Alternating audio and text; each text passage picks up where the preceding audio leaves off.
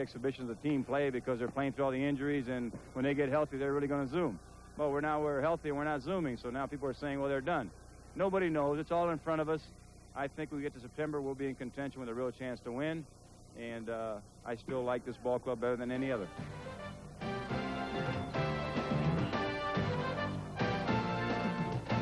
From the shores of Lake Erie and Cleveland's Municipal Stadium, it's ESPN's Tuesday night baseball game 1 of our doubleheader. The defending American League champion Oakland A is in town to take on the Cleveland Indians. Hi, everybody. I'm Steve Zabriskie. And over the last 3 years or so, each of those years, if you were to look at the American League Western Division standings this time of the season, you'd find that the Oakland A's were probably not only leading the division, they were probably 20-some games over 500. Well, 1991 has been a little bit different year, especially lately. Oakland not only not in front, but they are in 4th place, 6 games back of Minnesota. And they are only, and in Oakland's case, you have to say only 5 games over 500. Let's bring in our expert, Tommy Hutton. And, you know, Tommy, they've had injuries in the past. The A's have overcome injuries quite well in past seasons, but this year seems to be a little bit different. Yeah, I think everybody that's followed the Oakland Athletics remembers a couple of years ago when Jose Canseco had the infamous hamate bone injury. That same year, Dennis Eckersley missed 40 ball games. They have had their injuries, but not to the extent they've had this year. 9 pitchers have gone on the disabled list for Tony La Russa. Most recently, Mike Moore has been lost from their starting rotation. They've had an ineffective Dave Stewart, and you even look at Bob Welch. He's 8-6. Last year at this time, Welch was 15-3. The Oakland A's, the last 3 years, have led the American League in earned run average. Right now, they're number 12 in that department. Well, there's something different about the Cleveland Indians right now as well, and it's not so much having to do with years past. It's having to do with this year. You look at the field right now, Tommy, not only is the manager different, but there are a lot of new faces out there. You need a scorecard, and you need a new press guide to follow the Cleveland Indians. A lot of good young ball players, a couple that came over from the Toronto Blue Jays, Mark Whitten and Glenn Allen Hill, along with lefty Denny Boucher, but Albert Bell, Carlos Baerga, these youngsters, along with Sandy Alomar, have to learn how to play good fundamental baseball. That's what Mike Hargrove, their manager, told us. And also they have to get the enthusiasm of playing baseball here in Cleveland. Now let's check out the starting lineup and batting order for the visiting Oakland A's tonight. The top of the order in a horrible slump. Left fielder Ricky Henderson will lead it off. He's struggling. Center fielder Dave Henderson also struggling at the plate. Jose Canseco is not struggling, however. He'll bat third in right field. The designated hitter tonight is Harold Baines, who hits fourth. Batting fifth and playing first base tonight, Terry Steinbach. Behind the plate and batting sixth, who's doing a good job of throwing guys out, Jamie Quirk. Mike Gallego, as usual, will be at second base, batting seventh. Getting the start at third base tonight is Vance Law, who's hitting eighth. And batting ninth, the rookie shortstop, Mike Bordick. And the pitcher for the Cleveland Indians, 26-year-old right-hander Rod Nichols out of the University of New Mexico. He has struggled if you look at his record, 1-8, but he has good numbers as far as ERA, innings pitched, 48 strikeouts and 18 walks. So those are good numbers. His battery mate will be Sandy Alomar Jr. The rest of the infield for the Cleveland Indians, Aldrete, Baerga, Fermin, and Jacoby. Baerga a little more familiar at the second base spot. In the outfield for Cleveland, they'll have Albert Bell, Glenn Allen Hill, and Mark Whitten from left to right. And Ricky Henderson, with only one hit in his last 20 at-bats, leads it off against Rod Nichols. Ricky hitting .264 with 6 homers and 30 RBIs. He does lead the American League in stolen bases with 32, and he takes a strike. This is the old second time around theory, Steve, with the A's facing Rod Nichols. Nichols, his last time out, a complete game victory, his only win of the year. Second time now the Athletics have had a chance to see him. Henderson with a ground ball foul outside third, and the count 0-2. And that's what he did against the Oakland Athletics at the Oakland Coliseum. A 4-hitter. Look at that, no walks for Rod Nichols. He'll feature a fastball, a slider, and a curve, and occasionally he'll throw a forkball, use it as a changeup, but maybe only 5 or 6 times a game. He's had fine control. He's walked only 18 in 80 1/3 innings of work this year. 1 ball, 2 strikes.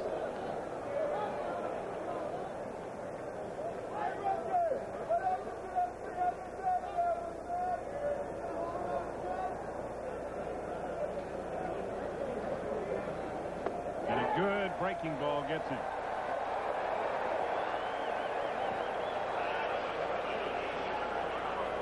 There's a good off-speed pitch by Nichols. Now, this could have been that forkball, could have been the slow curveball. Slow curveball has Ricky Henderson out front. Talked to Ricky a little bit before the ball game and asked him if he's 100%. He said, no, he's still not there. And it's been that type of season for not only Ricky, but for a lot of the Oakland A's. Dave Henderson's been healthy, but he too has been in a slump. Hendu only has 7 hits in his last 74 at-bats. Hitting .273 with 18 homers and 51 RBIs. The power numbers certainly respectable. Ball 1.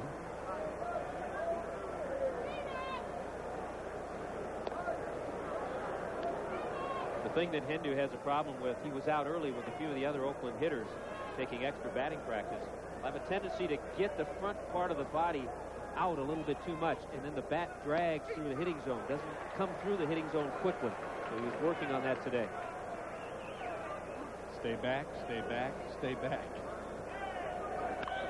Well, he stayed back on that one, but pulled it foul. Really going to the upper deck, but about 30 feet the wrong side of the pole. 2-2. And here you can see the players on the Oakland club that have been struggling. And those averages, you know, when you're 5 for 45 and you're best among the group, Vance Law hitting .111. Another foul ball.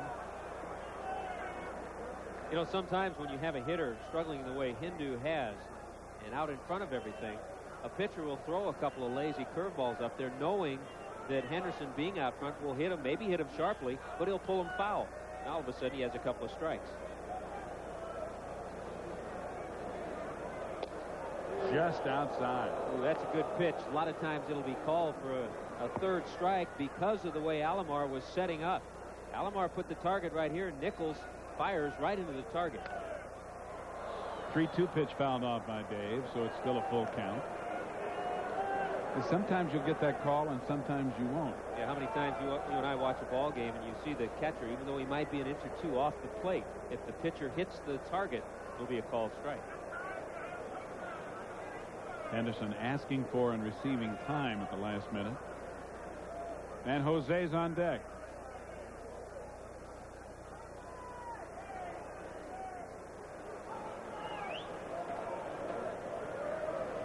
Big breaking ball fouled back. Nichols already has shown an ability to keep the hitters off balance. Here's the umpiring crew. Crew chief is Drew Coble, who's at third base tonight. Fastball fouled back. So Hendu's hanging in there. Yeah, he is. Interesting looking at the umpire crew prior to the ball game, prior to the national anthem being played, when the lineups were exchanged. Tony La Russa and John Shulock, home plate umpire, had quite a heated discussion. What it was about, we have no idea, but Tony was up there for quite a while discussing things with John Shulock. Henderson drives one into right center field. Mark Whitten over and makes the catch on the run.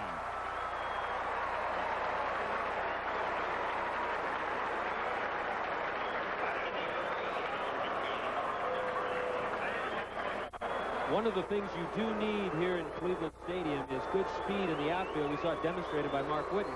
The reason the gaps are 390 and it's 415 to straightaway center field. That might change next year with all these young power hitters. They're going to need to bring the fences in 5 feet or so. And I was talking to Mike Hargrove around the batting cage, the relatively new manager for Cleveland, and he said that if he has anything to say about it, they will be moved in for next season. Canseco hitting .264. He is second to Cecil Fielder in the American League in both home runs and RBIs with 23 and 69 respectively.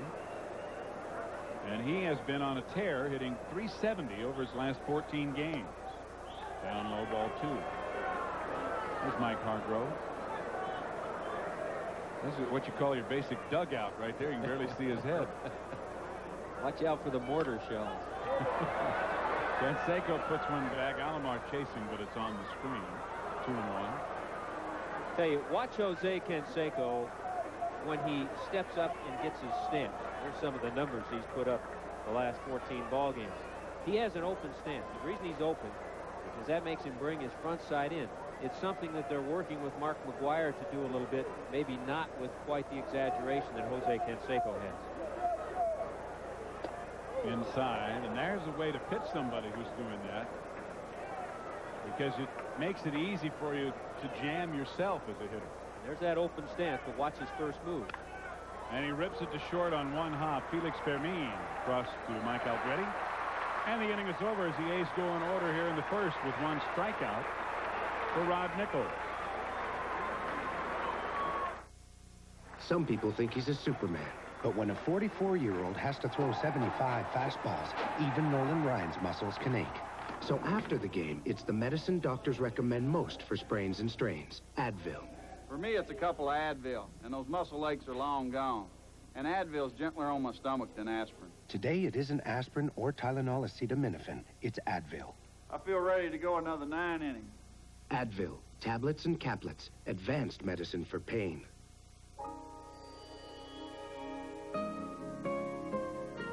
It's only natural that children look to their parents for answers. So to help you explain why some things that may be fine for adults aren't right for children, Anheuser-Busch offers Family Talk, free advice from professionals to use with your kids while they're still learning to be grown up. And their favorite teacher is you. Let's stop underage drinking before it starts. Welcome back to a mature Cleveland Municipal Stadium in its final few years of existence. And as we go to the bottom of the first inning, here's the batting order for the Cleveland Indians. Glenn Allen Hill over from Toronto leads off in center field. The shortstop, Felix Fermin, will bat second. Carlos Baerga doing a good job batting third, playing second base. Carlos Martinez up from Double-A will be the designated hitter and bat fourth. Albert Bell back from a stint in Triple-A in left field hitting fifth. Batting sixth and playing first base, Mike Aldrete. Rookie right fielder Mark Whitten, also over from the Blue Jays, hits seventh. Brooke Jacoby will be at third base batting eighth. And two-time American League All-Star already, Sandy Alomar will do the catching and bat ninth. Well, last year's Cy Young Award winner in the American League, 27 victories last season for Bob Welch. I mentioned 15-3 at this point last year, but still a good earned run average. Bob Welch always a solid pitcher, 34 years of age. He's won 184 victories. Behind the plate, the veteran Jamie Quirk in his 14th year in the major leagues. Around the infield for the Oakland Athletics, Steinbach, Gallego, Bordick, and Law. Mike Gallego has moved from short over to second. Ricky Henderson, Dave Henderson, even though he slumps, still plays a solid center field, and Jose Canseco in right. And here's Glenn Allen Hill to lead it off, and he grounds a breaking ball foul outside third for strike one. Hill, of course, along with Mark Whitten, coming from the Toronto Blue Jays and hitting .259, 6 homers and 18 RBIs. And as a leadoff hitter, since coming over, he's hitting .300. And also a good on-base percentage since he's been inserted in that leadoff spot. .417. He has the capabilities, if he remains in the leadoff spot, he has the capabilities of being a Bobby Bonds type player. Some power, some speed, he'll steal bases. Off-speed pitch and a base hit to left field.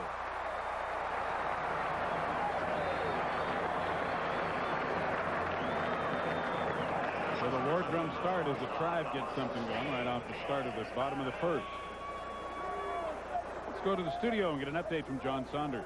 Atlanta Braves just 2.5 games back in the West. Deion Sanders facing Doug Drabeck. Watch the great play by Jose Lean. 1, 2, 3, 4 steps, still throws across his body and gets his man. Otis Nixon, though, had singled, stolen second, moved to third on the play, and would later score on the Pendleton groundout. 1-0 in the first.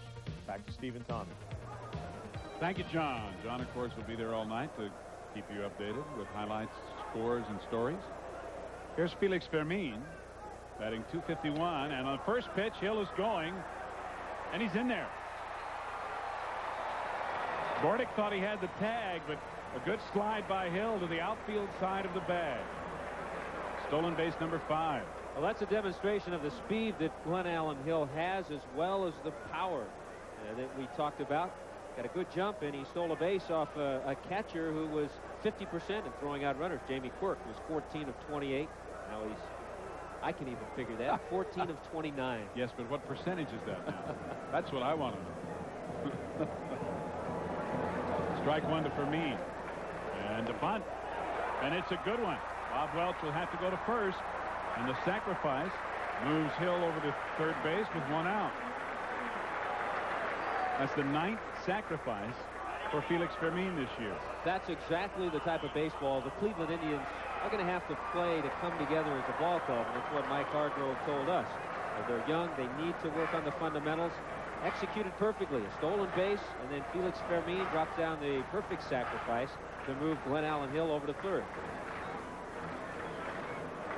Carlos Baerga, the hitter, batting .286. Second in the league in gold necklaces. No one can touch Pascual Perez. Ball one. Glenn Allen Hill at third with one out. We're in the bottom of the first, no score. It's one of those hitting situations you tell yourself, just put the ball in play. The infield is back. Bounced up there for ball two. Because it's the first inning, the Athletics are going to give the Indians a run right here. If Baerga can just put the ball in play, any ground ball will bring home Glenn Allen Hill.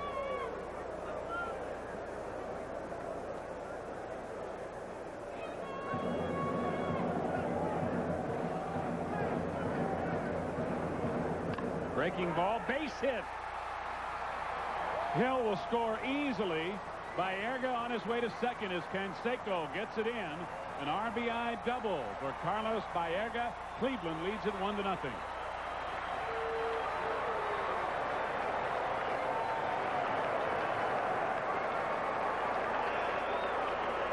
It's amazing when you don't try to do too much with an at-bat. Just put the ball in play. What happens? Good things usually happen.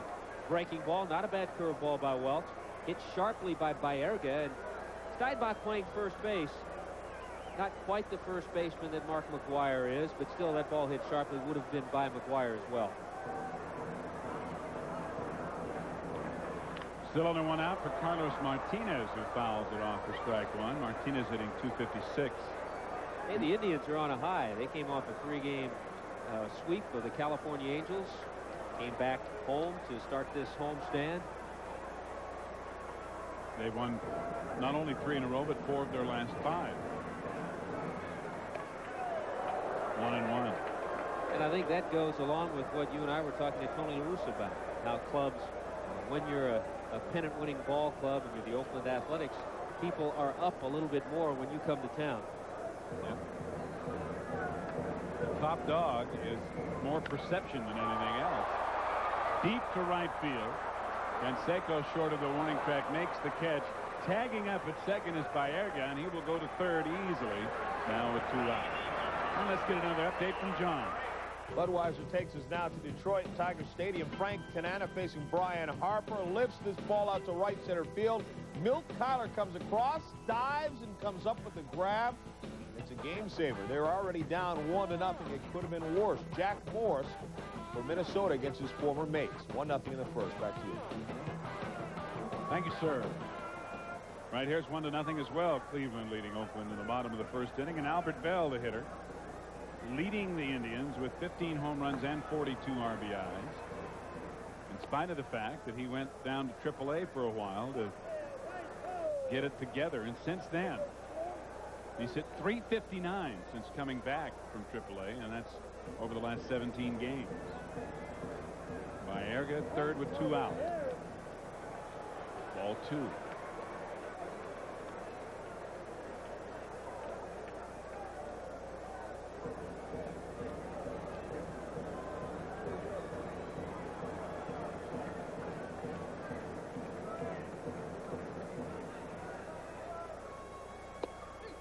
At the knees and on the corner, 2-1. And exactly right. You don't want to swing at that pitch early in the count. At the knees and on the corner. That's what you call your basic unhittable pitch. Lay off it until you get 2 strikes. 3-1. Say, Bob Welch remembers the Cleveland Indians. It was against the Indians in Oakland back in May that Welch started a game, went just 4 2/3 innings, gave up 13 hits and 11 runs. That was that ball game. The Indians beat Oakland 15-6. Fastball fouled off the end of the bat. 3-2. That was a streak where Oakland gave up double-digit runs in three or four straight games. And then, oddly enough, his last outing was against Rod Nichols. So La Russa saw Nichols and Welch match up, and it was a 2-1 loss. Welch went 9 himself.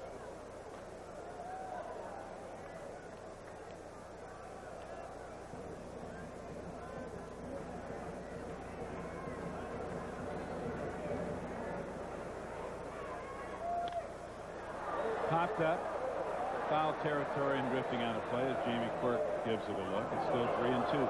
Yeah, you talked about those two games in Oakland, 15-6. The Indians came back and won 20-6 the next game. Yeah. As if it couldn't get any worse, it did.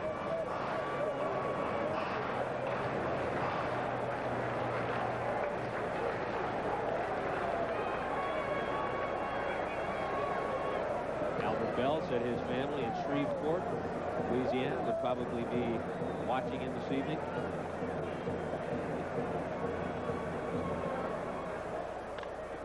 Another pop-up. This one may be playable. Steinbach with a long run.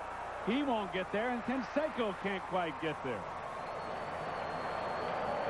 Gallego also chasing it, and it was perfectly placed to where none of the three of them could reach it. With Albert Bell, the hitter, second baseman Mike Gallego playing way over the pull. He didn't have a chance. The only player that had a shot was Jose Canseco, but he too was playing Bell to pull. So a long run for Canseco. Good try. Once he got to that area, he knew he couldn't make the catch unless he went to the ground. He tried that. That didn't work. And Gallego didn't miss him by much. They nearly collided. It's the last thing La Russa wants to see. Oh, one more injury. Possibly two. Ball 4. So Bell hangs in there and walks, putting runners at first and third with 2 out.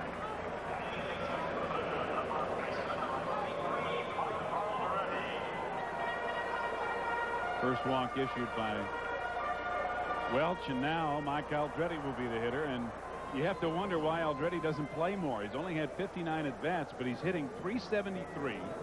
And as a starter this year, he's hitting .404. That would make me want to get him in the lineup until he proves that that's an anomaly. It also make you wonder how he got released twice this year. Yep. Released in spring training by the Montreal Expos, and then again early in the year by the San Diego Padres. I guess they each said enough already. Well, he didn't hit .404 with those two clubs. But here's a situation where Mike Hargrove has a veteran player mixed in with some of the youngsters.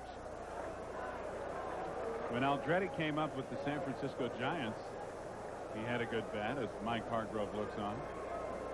And they kind of thought he was going to be a player for the future for them. They played him at different positions, the outfield, first base. Finally dealt him away. Welch faking the third and looking to first, and in 25 years I've never seen that work. The one time I saw it work, the pitcher threw it away. They did have Albert Bell leaning though. And if anything was learned from that by Bob Welch, he knows that Bell might be taking off. High and away. 2-1. Hey, think about Mike Aldrete. His natural position is first base. And coming up in an organization when they had a young Will Clark, who is still young, tough to find a position for Aldrete. He's playing first base tonight, but he also, of course, can be the designated hitter.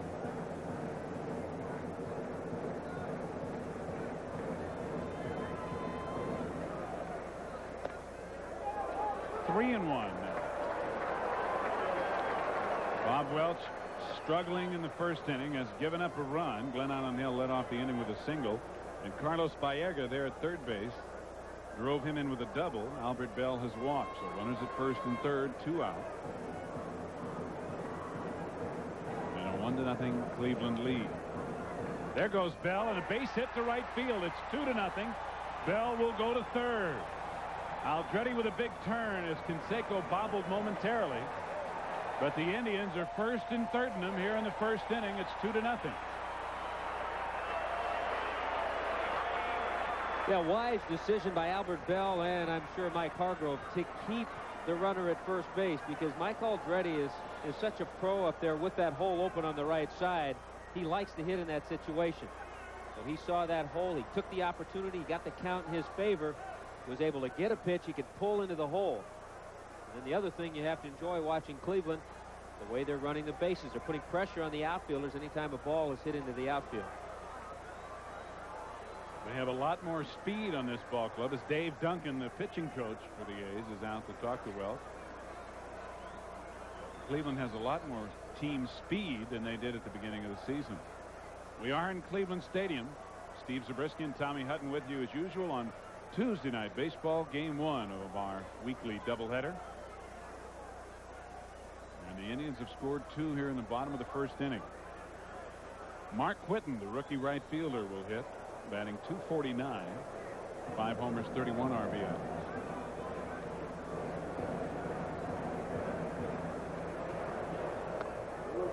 And there's that forkball, strike 1.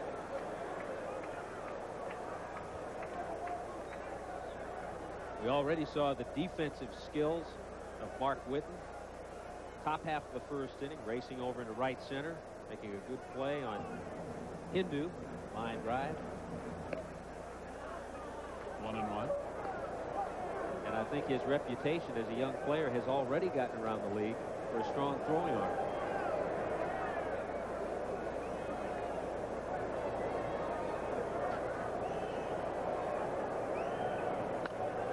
That'll be out of play, and the count goes to 1-2.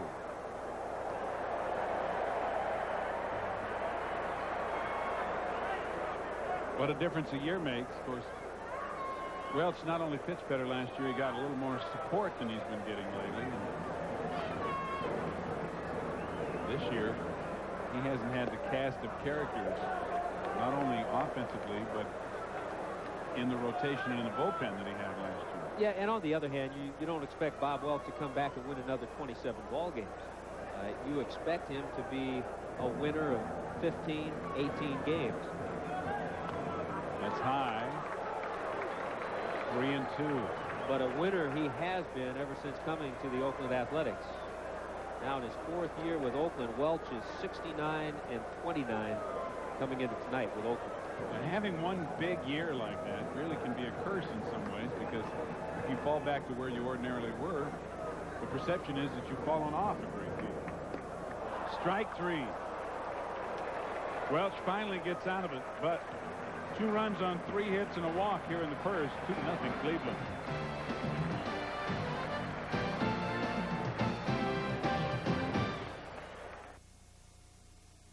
One name means more. Greenway Auto Mall, where you always see more cars and save more money. Today, a 91 Chevy half-ton 4x4 pickup, only $12,995. A full-size truck at a small-size price. Choose from 100 new trucks at the Greenway. I'm Bob Hall. Find the car or truck that you really want and buy it without a hassle. We make it that easy. Every day at the Greenway. The Greenway Auto Mall, where one name means more. 18 years ago, a team of Kawasaki engineers stood on the bank of a Carlsbad, California lagoon. After 2 years of testing, their dream had become a reality, and the jet ski watercraft phenomenon began. Today, Kawasaki offers the most extensive line of personal watercraft in the world. And while much has changed, one fact remains the same. If it isn't Kawasaki, it isn't jet ski. Kawasaki of Yakima, your jet ski center.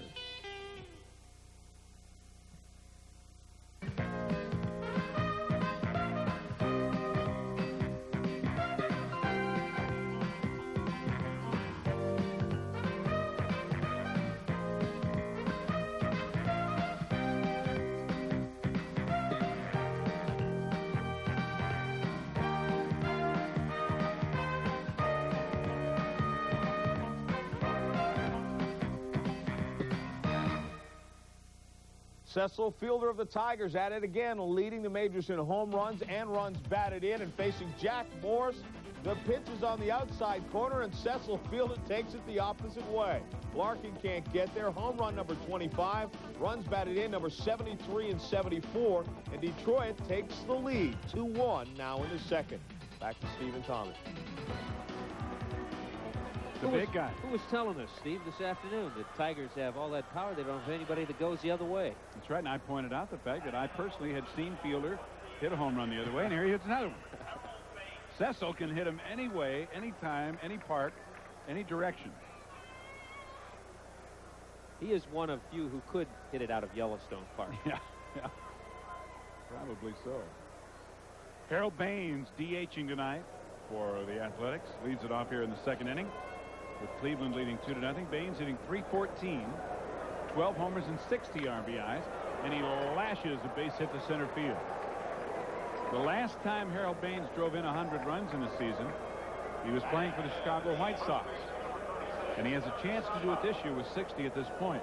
His manager that season was also Tony La Russa. That's right, 1985.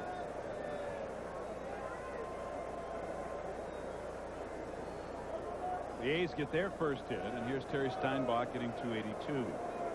Steinbach playing first base tonight. Mark McGwire is struggling. He, along with some others that I mentioned, were out working on their batting stroke. McGwire hitting just .190. Steinbach made his major league debut in this ballpark on September 12, 1986. And in his first big league at bat, he homered against Greg Swindell here at Cleveland Stadium. Not this time, however. When it finally came down, Sandy Alomar was waiting for it. One away. That was a big league pop. And I like the way Rod Nichols took charge. As soon as that ball was in the air, the pitcher started pointing. Alfretti was coming in. Watch Nichols. Hand in the air. Early in the ball game with twilight, sometimes you lose the high pop fly. And then Alomar takes charge. Once he finds it, flips the mask away, and that also scatters everybody else. Yeah. Well, between the bat that was lying there and where that mask is going to go, you don't want to get too close. Jamie Quirk hitting .258. And the A's seem to win when he's behind the plate. Strike one on a breaking ball. Even though the A's are only 5 over 500, they're 10 over 500 in games that Jamie Quirk catches.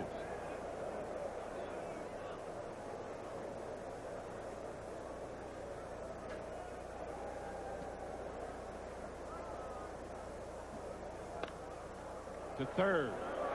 Jacoby to second, and dropped by Carlos Baerga, and everybody is safe. Baerga maybe tried to throw it before he actually had it, and he's pointing up to the sun. The sun is peeking through cracks in the upper deck here, and it may have been right in his eyes. Well, it was a double play ball all the way. A good feed by Brooke Jacoby. And what happened to Baerga, sometimes you'll see that call at least get the out at second base, but he really never had control. A good call by Mark Johnson, the second base umpire. And even though that sun is there, I think Baerga was trying to turn it before he actually got it. And that's a young mistake. One of those mistakes that Mike Hargrove said that they're going to have to work on. Those rookie and sophomore mistakes that young players make. Gallego, the hitter, and Quirk reaches on a fielder's choice. There is an error charged on the play, of course, to Baerga that allows Baines to be safe at second. The other reason there was time, Baines does not run hard, and Jamie Quirk going up the line, not a fast runner.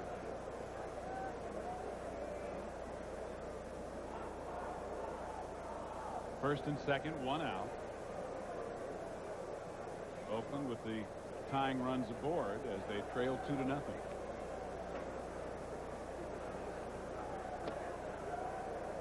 One ball, one strike to Gallego.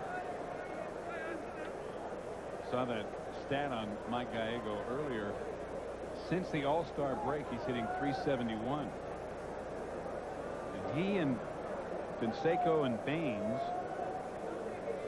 really about the only guys in this lineup that have been swinging the bat with any consistency. Right on the corner, 1 and 2. Gallego even has 4 home runs in the month of July. So for a brief period, at least for the month of July, he could be considered one of the Bash brothers. He's doubling his annual output here. Good stop by Sandy Alomar. 2-2. One of the concerns of the Indians when Sandy Alomar came back off the disabled list, had a rotator injury in the right shoulder. He struggled offensively, and they thought it might have been affecting his defensive skills. I did talk with him, and he's catching well now, as displayed by that play right there. Gallego with a looping hit to right field that'll fall in for a base hit. Cut off by Witten. Here comes Harold Baines. He will score on the play. Quirk goes to third, and it's 2-1 Cleveland.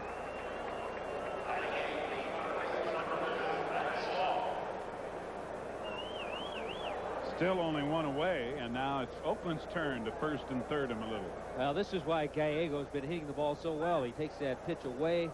It's a line shot, and I really think Witten was fooled. They may have had a chance at a play at the plate because of the hesitation of the runner, Harold Baines. We mentioned he doesn't have good speed. He hesitated.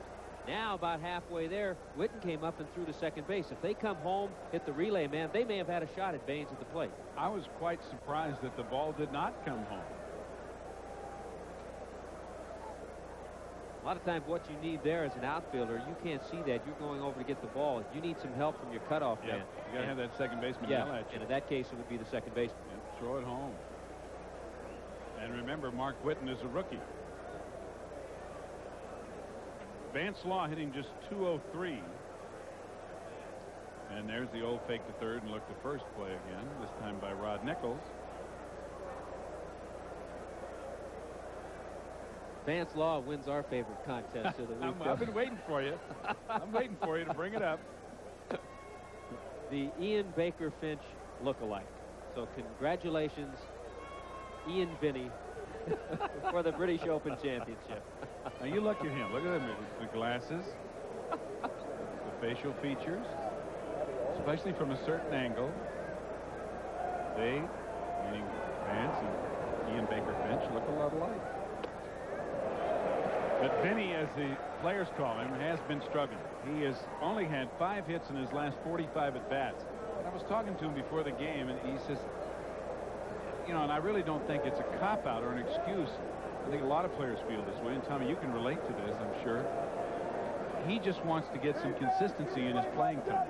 He's in the lineup, he's out of the lineup for 3 days, he's back in. He gets 4 at-bats a week, and it's really hard to get any kind of groove going. Some players who can pinch hit and do that, it doesn't affect as much. But a guy who's used to playing every day makes a big difference. Well, one of the disappointments to Tony La Russa has been the platoon of Vance Law and Ernest Riles. I thought with those 2 veterans, with Carney Lansford missing most of the season, that they'd fill in, but that hasn't happened. And when you think about it, here's Oakland all season has yet to have Lansford and Weiss on their left side of the infield. Right. First and third with 1 out. 2 balls, 2 strikes. Jamie Quirk, the runner at third. To get back to your point, though, there comes a time in a player's career where he's going to have to adjust to that role. Absolutely. And this may be it for Vinny.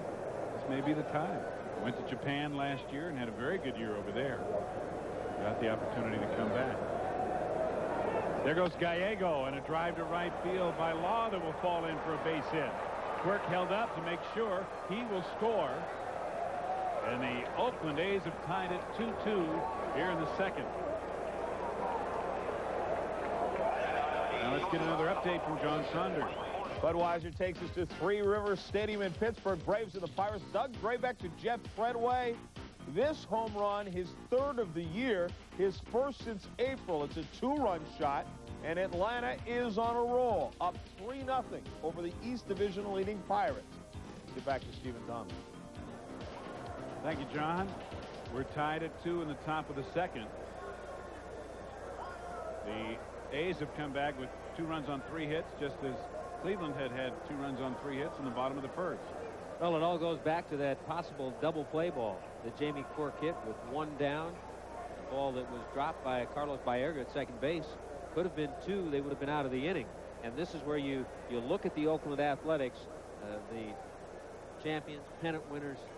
They know how to take advantage of that situation. It's maybe something that hasn't happened that much for LaRusse and his gang early in the year. Here's the rookie Mike Bordick, who's filling in for Walter Weiss at shortstop.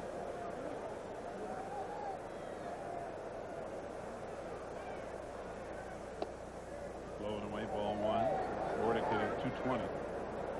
Called up from Tacoma, which is the A's AAA club, on June 7th.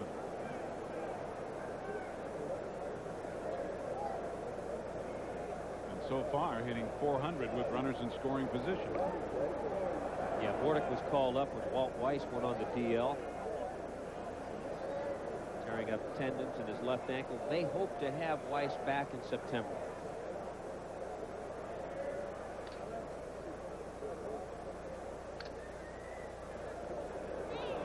Bordick trying to bunt, and Vance Law was taking off from first, and coming home was Gallego as they're trying to squeeze a run in. And I'll tell you what, Bordick did a good job to get the bat on the ball. That's exactly right. Squeeze a run in. The squeeze, the best way to work a squeeze is the surprise. And LaRusse early in the game trying to add another run. You give credit to Bordick. Not a good pitch, but he was able to get a piece of it and at least keep Gallego from being caught at the plate. That's way outside. He had to even toss his bat a little, but at least he got a piece. Gallego would have been out by 30 feet had he missed it completely. Into the screen. Still 1-2. Still only 1 out here in the second.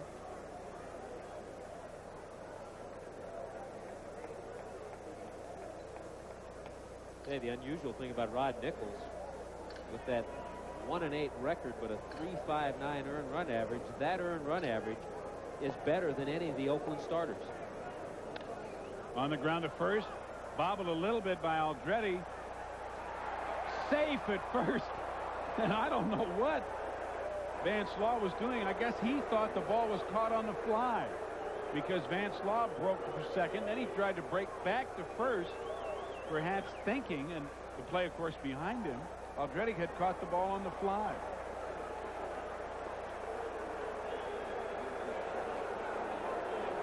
I think one of the mental mistakes by Aldretti right here, once he bobbles, he really doesn't have a chance for the double play. But you're right, I think Vance Law thought the ball was caught in the air. They're able to get the force at second base, but because of the bobble, they can't complete the double play. So the run comes in and goes on the board for the Oakland A's. I think what has to be done right there, if you're Mike Aldretti, you have to be thinking about that. If you bobble, then you have to change your game plan. Instead of going to second base, you see the runner coming from third, you have to go to the plate. Just go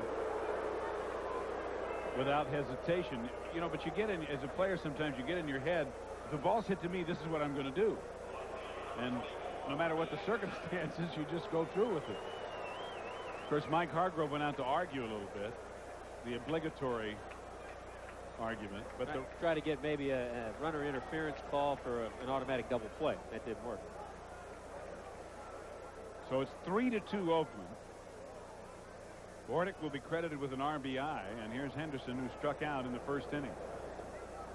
Ball 1, and Alomar keeping it in front of him, then losing it, but it didn't go far enough away for Bordick to advance. Well, here's what happened on that last play. The great shot of the runner going up the line. He's out. He's safe. No, he's in there. Aldretti's saying, this guy, what's this guy doing? And a nice stretch by Mike Aldretti. Where'd you come from? That's right. Trying to get the ball, and the guy's diving back in. What's going on?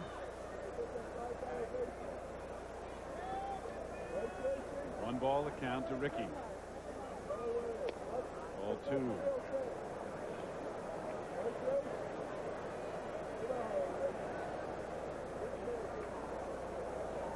Ricky, after that strikeout in the first inning, now 1 for 21. One thing that'll help Ricky, though, he's always hit well here in Cleveland. Grounded foul. You know, sometimes when you're struggling, you go into a ballpark where you've had success. And Ricky, over his long career in the American League, has hit over 300 here in Cleveland with 12 home runs. 325 coming into tonight.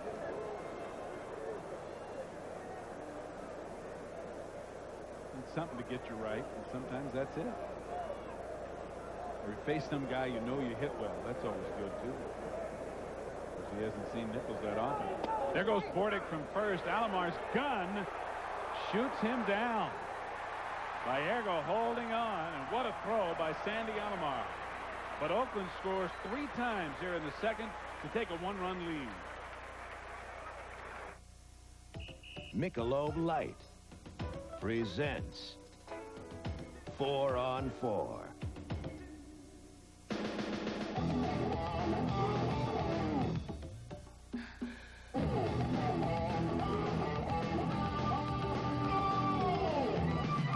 The Michelob Light 4-man volleyball tour. This summer on ESPN. If your sporty car doesn't feel so sporty anymore, you need a change by the team, the BF Goodrich Tire Team. And right now, when they put on a set of 4 BF Goodrich TA tires, take advantage of this Major League offer. Get your choice of a Major League team jacket or pullover with your favorite team logo free for a whole new level of performance and free sportswear. Hustle into a participating BF Goodrich tire dealer today. This royal throne of kings, this happy breed of men, this earth of majesty, this little world. The airline that's uniting the world, United, brings you non-stop service from 6 U.S. cities to London's Heathrow and the land of poets. This blessed plot, this earth, this realm, this England. Come fly the friendly skies. The flamboyant oil can Boyd has returned to the American League now as a Ranger. His first task is to face his old team, the Boston Red Sox. The Rangers meet the Red Sox live at 8:30 Eastern on ESPN's Wednesday Night Baseball. Yes, the Can will make his Texas debut tomorrow night on Wednesday Night Baseball. But right here we have a 1-run game. As we go to the bottom of the second inning, Brooke Jacoby to lead it off against Bob Welch. Oakland coming back to lead 3-2, and the first pitch skied in the air to Canseco. 1 away in the second, and we'll get an update from John Saunders. Remember the All-Star game when Jack Morris was hit by a ball that came off a quick bat? We'll watch this one. Milt Kyler, this one gets him on the arm, not the leg. Kyler beats it out, and Jack Morris did not hesitate.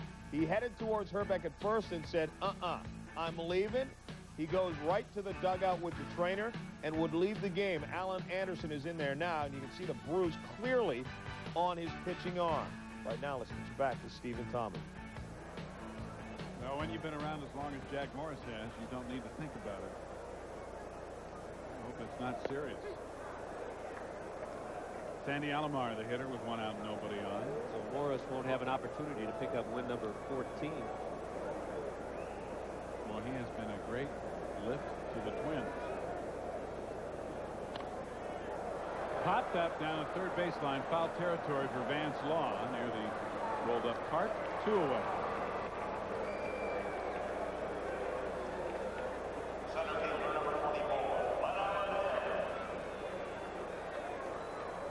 Here's the new father, Vance Law and his wife Sharon, having their 5th child, a girl born about 10 or 11 days ago. Here's Glenn Allen Hill, who singled and scored after stealing second in the first inning.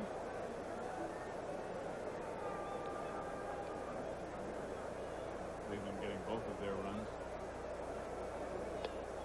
quickly. But Oakland roaring back in the second. It's interesting. I had a chance to talk with Glenn Allen and Mark Whitten, 2 of the 3 players that came over from Toronto, and you have to think about the feelings that they had when that deal was made. Danny Boucher included in that deal for Tom Candiotti going with the Blue Jays, but there's some guys, some young players going from a first-place team from a city where they play in front of 50,000 every night, but not playing regularly. So if you look at it that way, they're going to get an opportunity to be in there on a regular basis. Boucher's in the rotation. And I guess in the beginning stages, at least, until they get used to the situation here, that's the only way constructively they can look at it, because there they've got the Sky Dome, they've got, as you say, a first-place club.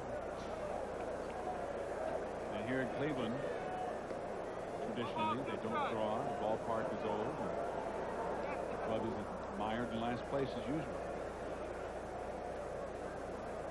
But you're talking about two guys who can change all that. But, I mean, that's really the point. Cleveland's trying to change those things, and that without players like these, they're not going to do it. Center field under the glove of a diving Bordick for a base hit. A two-out single by Glenn Allen Hill is 2 for 2. It's a great feeling as a hitter when you hit one up the middle. You go up the first base line, you take a little peek, and you see it heading toward the shortstop. But Hill gets a break. The ball stays down on Bordick. He's hoping for that last hop to come up into the glove. The ball stays down, and Glenn Allen Hill picks up his second single. And again, the Indians are in a situation. They have some speed. So even though Fermin can't sacrifice or can't move a runner, a hit-and-run situation with 2 out, I'd be surprised to see Glenn Allen try to take off early. 2 out. Fermin sacrificed successfully in the first inning. He will not be attempting that here.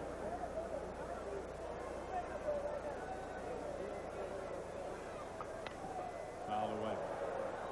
Now, Hutt, you played first base and played it very well. And Kerry Steinbach does not play first base all that often. But here's a guy holding a runner on with 1 foot in foul territory. Some guys do that, and Keith Hernandez probably perfected the 1 foot in foul territory. Yeah, what I kind of like to do is to square your body up a little more toward home plate, so you get a better shot at the plate, and then you could come off sidestepping. If you turn a little bit, I think you have too much of your back to the plate. You get overly, that'll be foul. You get overly concerned with the throw from the pitcher rather than what might happen with the hitter. Did you play differently with the left-handed hitter? And it's good to see Steinbach, who's a right-handed thrower. A lot of right-handed throwing first basemen will not open up quite that much. They'll zero in more on the pitcher. What you want to do is when you come off the bag, you want to be set. You don't want to be moving when the batter's swinging. Exactly. You want to have yourself set. Did you put a foot in foul territory? Yeah. Nobody ever called you on it? No, I used to erase the line. First thing I ever did when I went over to cover the bag, I'd cross out the line just the way you see hitters do the back line of the batter's box. Yeah. You see, there is a rule in the book that says that all players on the field must be in fair territory when the pitch is made. Well, half of it's in fair territory. Yeah, so this is a borderline rule that some people enforce and some don't.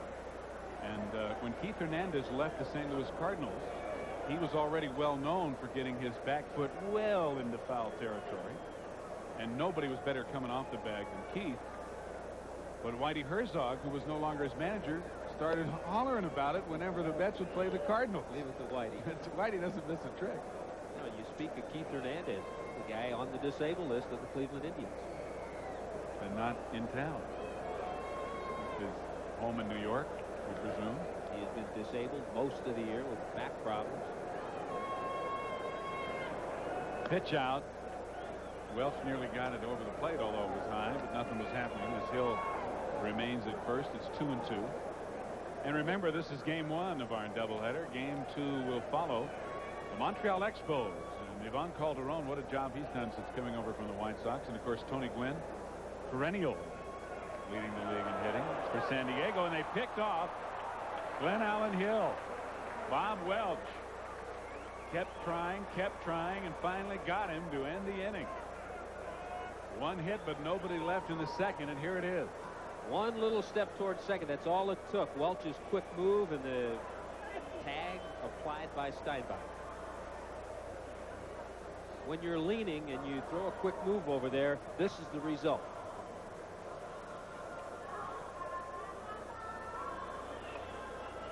Jim Cheetah, the first base umpire, punched him out. Sometimes you feel like a softer soft drink. That's when you reach for the fresh soft drink taste of Lipton iced tea. It's pure, smooth refreshment that goes down easy. It's soft on your taste. Life's hard enough. You've earned something softer. Lipton iced tea in bottles and cans. The softer soft drink. There are things in this life we can all count on. Qualities that we have come to know and trust. Pride, good friends, and simple, honest values. These are the things we know we can depend on. Chevrolet. The cars more Americans depend on.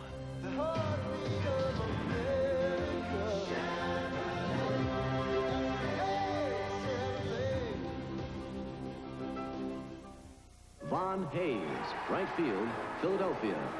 Cal Ripken, shortstop, Baltimore. Tim Jackson, attorney, Los Angeles. Roberto Leon, teacher, Oakland. Ever since Major League Baseball introduced the authentic diamond collection of clothing and equipment identical to the pros, it's gotten a lot harder to tell the players from the fans. The authentic diamond collection, a part of baseball you can call your own. The preceding was furnished by Major League Baseball.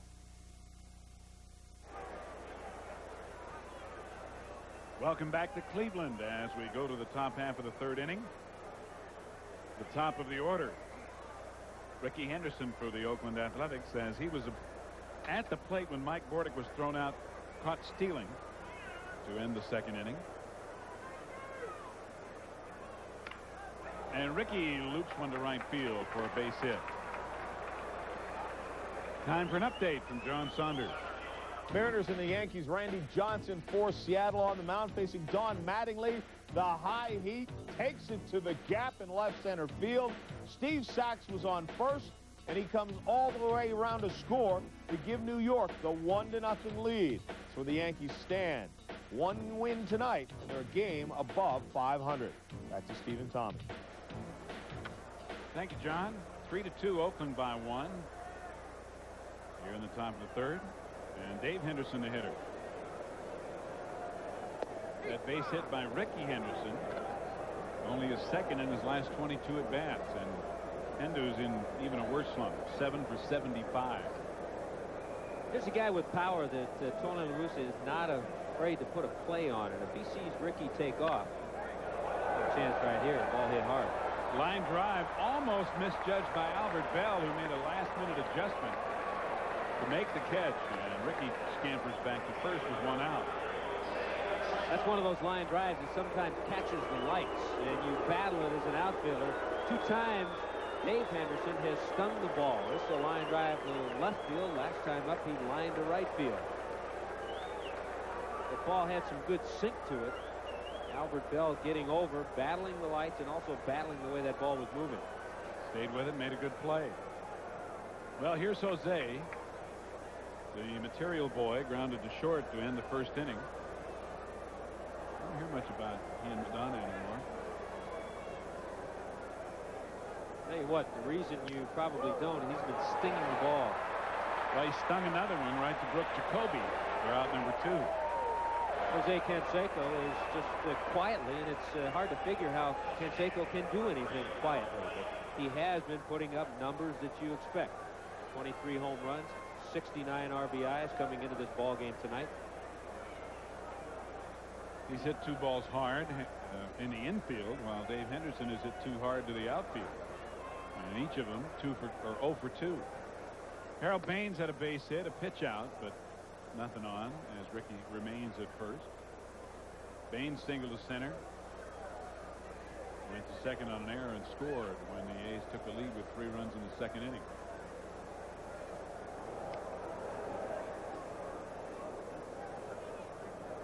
Ricky last inning, he was batting, saw Mike Bordick thrown out at second base. Knows that Alomar has that gun. Knows that he has to be perfect if he's thinking about steal here.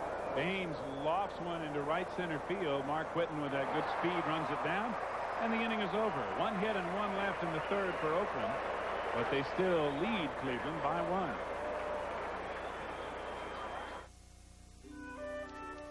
Oh, the things people come up with to talk you out of a Michelin tire. It's just as good as a Michelin. It lasts as long as a Michelin. You'll trust it like a Michelin. Well, they can try anything they want. Because once you've owned a Michelin tire, there's nothing anyone can do to talk you out of one. Good times with friends, hey, they're special. Sometimes you wish they would never end. The care you show is just as special. Friends know when to say when. The family of Budweiser beers is proud of all the friendships they've helped make. So when they remind you to know when to say when, it's all in the name of friendship. Friends know when to say when.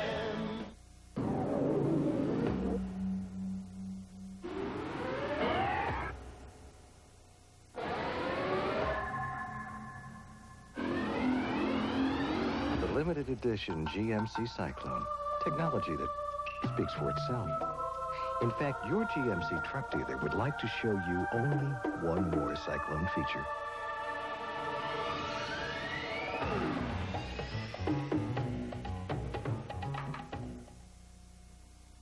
I scream, you scream. We all scream for ice cream. Ahem. We all scream for ice cream. Yeah! Thank you. Hershey's chocolate syrup. Pittsburgh Pirates, the leaders in the National League East, and trying to put down the Atlanta Braves and Charlie Leibrandt, who had a 3-0 lead. But Jose Lean just inside the line. John Wayner off and running around third. He is in. Lean would later score, and the Pirates have cut the lead to 1. It's now 3-2 in the third. Let's take you back to Stephen Thompson. Do not count out those Bucks in a game or certainly in the race. They are one tough ball club. Right here, we're in the bottom half of the third inning. Felix Fermin, the number 2 hitter in the order, to lead it off. Oakland leading 3-2. Fermin on base, or at the plate rather, when Glenn Allen Hill, who was on base ahead of him in the second, was picked off first.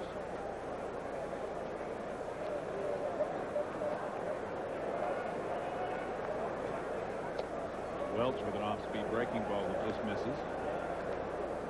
1 ball, 1 strike.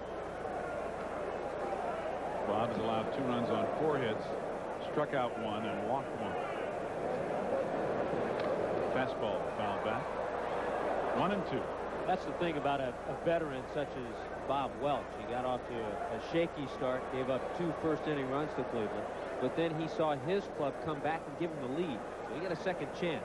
You've won 184 Major League games. More often than not, you've taken advantage of that second chance. Slapped to second. Mike Gallego to Steinbach, 1 away. That's just a perfect pitch by Welch. Defensive hitting by Felix Fermin. He was just trying to hit the ball. That's an example of how a 300 hitter will foul that pitch off. It's a perfect pitch. Low away, too close to take. Wade Boggs, Tony Gwynn, they foul that pitch off. Wait for a better pitch. Felix Fermin hits the weak ground ball to second. That's a big difference between the great hitters and the rest of the guys. The rest of the guys put those balls in play. Carlos Baerga takes high ball 1. He doubled to right field to drive in a run in the first and then scored the second run for Cleveland.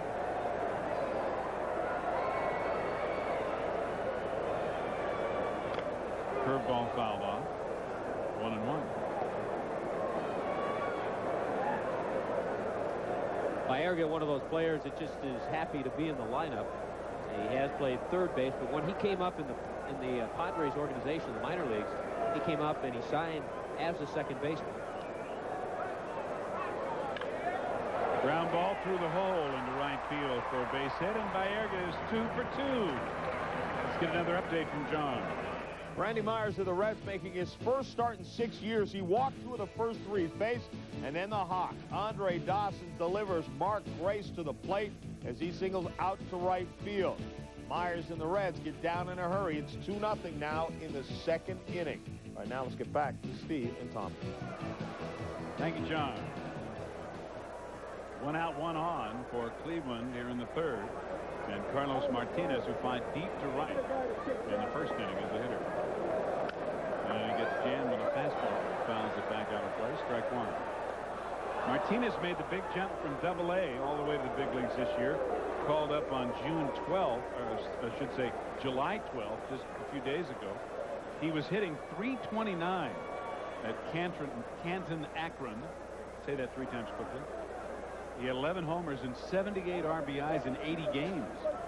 Almost an RBI per game. So I guess he earned that jump over AAA. Chases a high one. 0-2. Yeah, and you can tell by those numbers, and in talking with Jose Morales, the hitting instructor with Cleveland, he's a line drive hitter. So he got those RBIs not by hitting a lot of balls out of the yard, but by just getting gappers and being a good hitter with runners in scoring position. Now, he's a fairly big guy, but it appears as if he uses a pretty small bat. Breaking ball, down to the short. Good play. And a double play. Started by Bordick on a tough hop, turned nicely by Gallego. And the A's, who have not been playing that well, have been playing pretty well tonight. They lead it 3-2.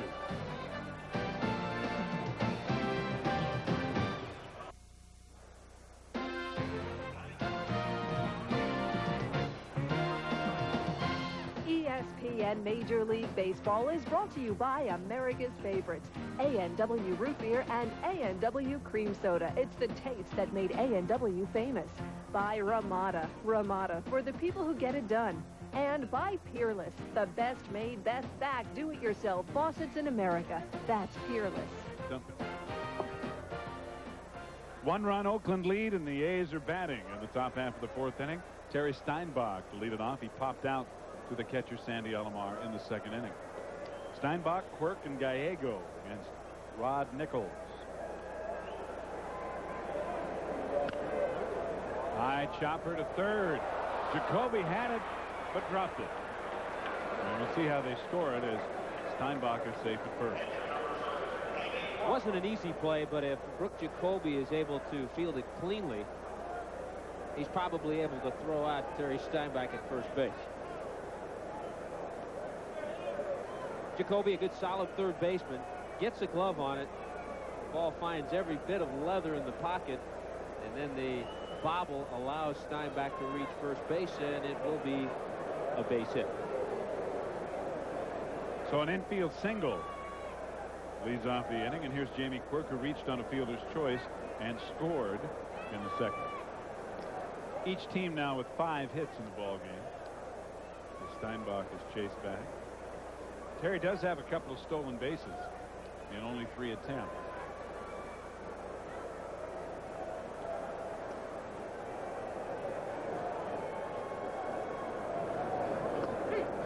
Off-speed pitch for a strike. Yeah, believe me, if anything is put on by Tony La Russa right here, and Jamie Quirk looking for it, it would not be the straight steal. No. Renee Latchman, 3rd base coach, gives signs. If he gives something, not necessarily 0-1, but a little later in the count, perhaps you could see a hit and run. There's a base hit to left field. So the count didn't get far enough to put the play on. And the A's with back-to-back singles have runners at 1st and 2nd with nobody out. Well, this is the part of the order that hurt Rod Nichols back in the 2nd inning after the error by Baerga. Mike Gallego will be the hitter, and the bottom 3rd of the order, Gallego, Law, and Bordick, each with an RBI tonight. Mike singled to right field in the 2nd and then later scored himself. Mike Aldretti, the 1st baseman, coming in to talk to Rod Nichols and talk about bunt plays that might be on in this 1st and 2nd no-out situation.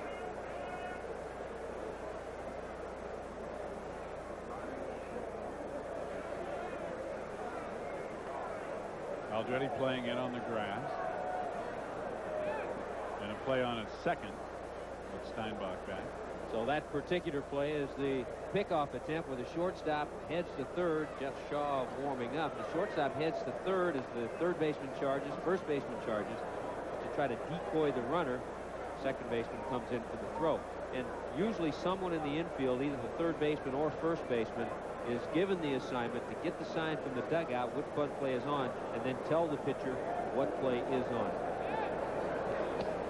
That time there was no bunt on, and the shortstop Felix Fermin was breaking to the second base bag behind Steinbach. Yeah, that time there was a mix-up.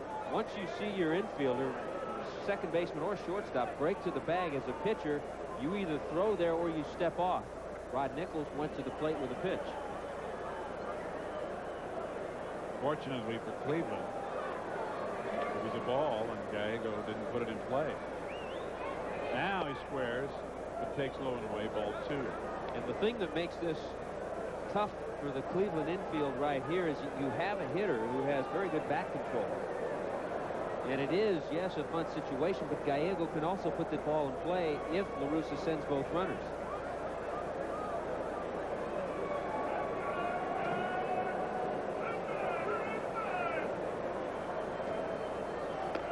High fastball. Gallego trying to protect the runners on the hit and run. Steinbach's out by a half mile. And I didn't get a chance to say it, but I was going to say Tony probably won't do that, send the runners, because of the speed he has on the bases, Steinbach and Quirk. But because of that, he felt maybe he'd have a better chance of a hit and run than a sacrifice. He was hoping for Gallego to make contact. That wasn't the case, and it turned out to be an easy play for Sandy Alomar. You almost want to pull the old Globetrotters play right there and try to get the third baseman to look up as you slide under his legs. Now the count 3-1 to Gallego with Jamie Quirk at second and 1 out.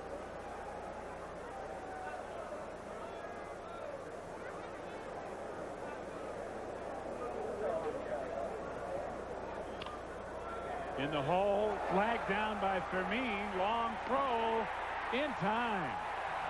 Fine play by Felix Fermin. 2 away.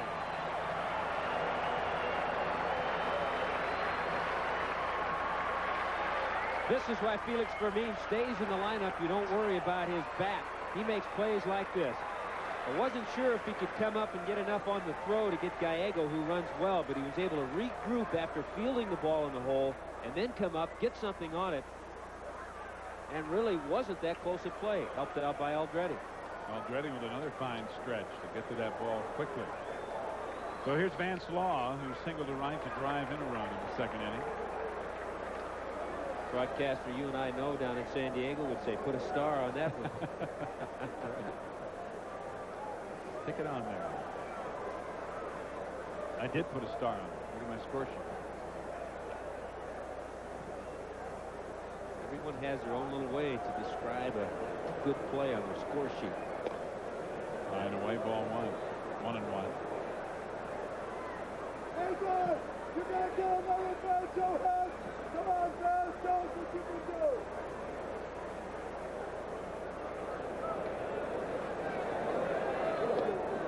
Two and one. You know, one of the things that Rod Nichols has worked on, they worked with him last winter. At one time, he had a Louis Tiant type windup, and they tried to eliminate so much of an upper body turn. Breaking ball low. But even the way he does work, even eliminating that big upper body turn, he still has a little bit of a herky-jerky motion. And by doing that, kind of throws the hitters off. Tony La Russa was telling us before the game that he's funky. Just, he can't pick up the ball very well. He's very unorthodox in his delivery. Hides the ball well. Law with another looping hit to right. The ball's in front of Mark Whitten. Here comes Jamie Quirk. The throw in plenty of time.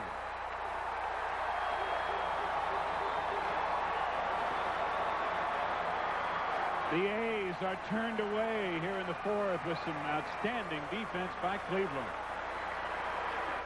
Okay, say, do I love the authentic frosty mug taste of A&W root beer? Marker. Action. God, was that an earring? Action. Put the Marker.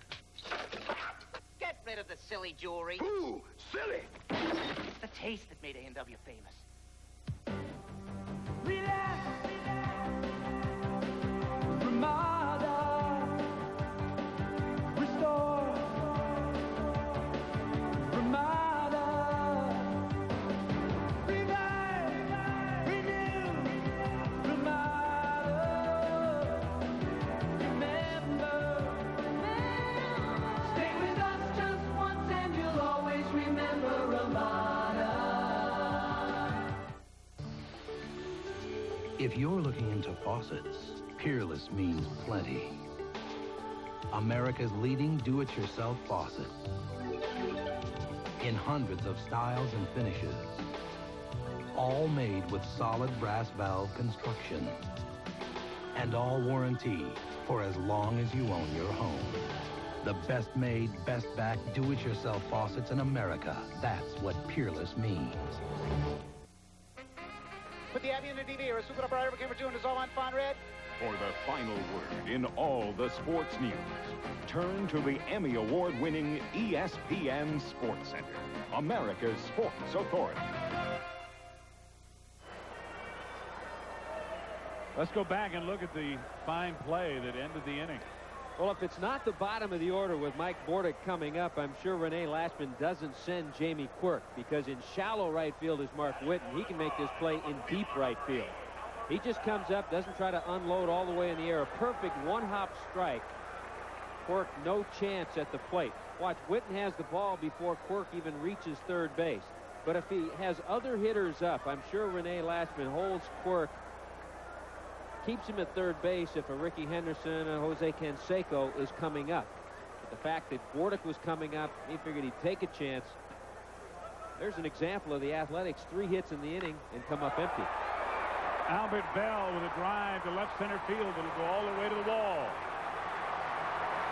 And Albert will go all the way to second standing up. A leadoff double for Bell here in the 4th.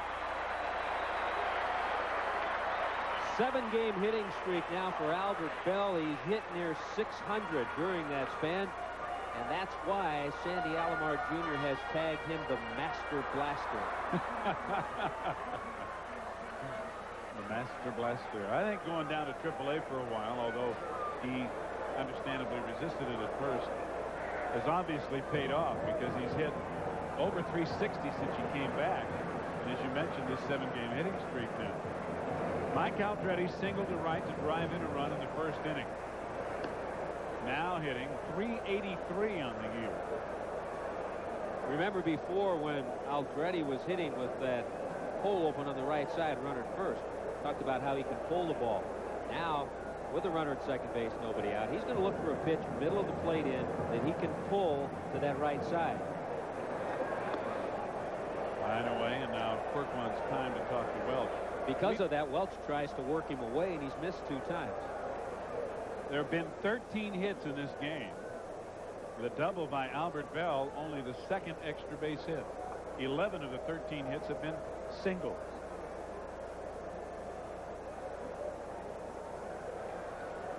You know, we've watched Oakland here through 3.5 innings, and you can see what Tony La Russa meant when he was talking about, well, most of the injuries are gone now, except for Mike Moore, but we still haven't been doing it. Had a chance, 3 hits, no runs. They're not playing the kind of baseball that has put them on top the last 3 years.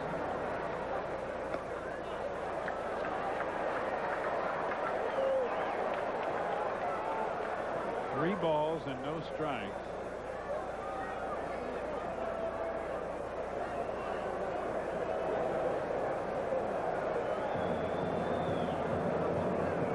Nobody out. Ball 4. Welch hadn't even come close on 4 pitches to Aldrete, and we'll get another update from John. We told you the Braves had a 3-0 lead, but the Pirates whittle away against Charlie Leibrandt. Bases are full. Mike LaValliere goes to the opposite field, drops it in there as Bonds comes in and waves Wainer home as well. 3 runs batted in for LaValliere in the game, and a 6-3 lead now for Pittsburgh. In the 4th, back to Cleveland. Thank you, John. Another guy named Wainer playing for the Pirates, although spelled differently than big poison and little poison.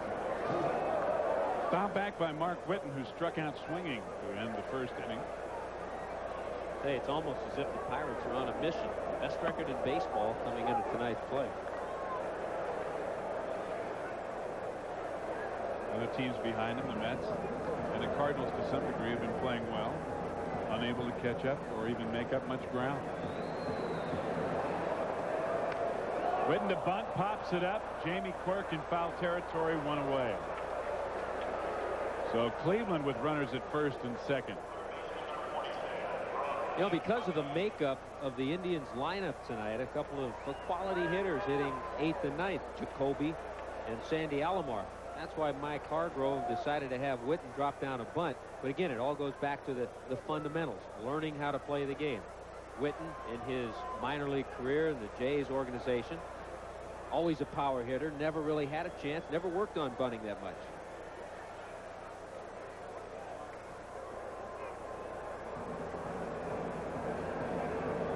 One out for Brooke Jacoby. And you know what? There's somebody saying right now, how come they don't work on that in the minor leagues, even though they are a power hitter? And I agree, they should.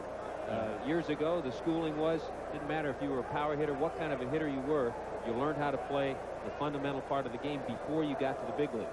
Well, the fundamentals are gone now. The process of the minor leagues is not to teach players baseball, it's to get them to the majors as quickly as they can. Gallego jumping in, but Albert Bell is back. And it really, you know, years ago, Tommy, even 20 years ago maybe, they still had multiple levels of minor league play. Certainly 30 years ago they had Class D ball and all these different levels. Economics has reduced the number of minor league teams and the time that guys spend in the minors. Line drive, base hit, center field. Here comes Bell. Here comes the throw from Henderson. Safe.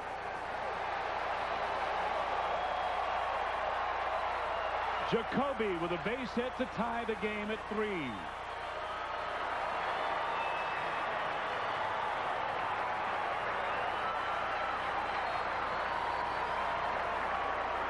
One of the reasons this was a close play at the plate, good strong throw by Dave Henderson. Watch it skid off the pitcher's mound. If he gets a little higher hop, he might have a chance, but heads up base running by Albert Bell. He knew where Henderson was playing, and he was off and running as soon as that ball was hit into center field. Some runners, if they're not sure where the outfielder's playing, might hesitate a little bit. Rich Dower, the third base coach, sending him all the way. A little unusual to see a runner after he rounds third look back to the outfield. But Bell did and still scored. Sandy Alomar with a check swing for a strike. He popped down in foul territory to third baseman Vance Law in the second inning. Runners at first and second. One out. And a run in to tie it at 3.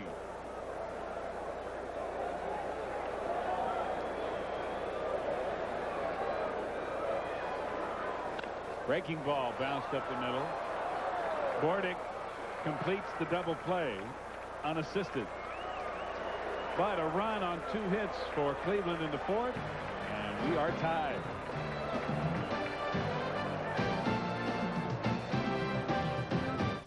Tim Raines, what a play by Roberto Alomar. You see how quickly he gets to his feet to toss him out. But Guillen has driven in a run against Tom Candiotti in the inning, and Chicago leads it 1-0. It's now in the 4th. Let's take it back to Stephen Thomas. There are Alomars everywhere in the big league. We've seen Sandy with strong throws, Roberto with a great play. Gloves in the stands. A's fans. And I'll tell you what, if a ball goes up there, I think that young lady would probably fight that young guy tooth and nail. She's got her gloves. She's ready. Watch out. Maybe brother and sister, but no love lost when the ball goes in the stands. Mike Bordick leading it off. No balls and 2 strikes. I'll tell you what, I think Robbie Alomar right now is probably the best second baseman, certainly in the American League, and maybe in the game. Well, you get an argument from Texas fans. Yeah.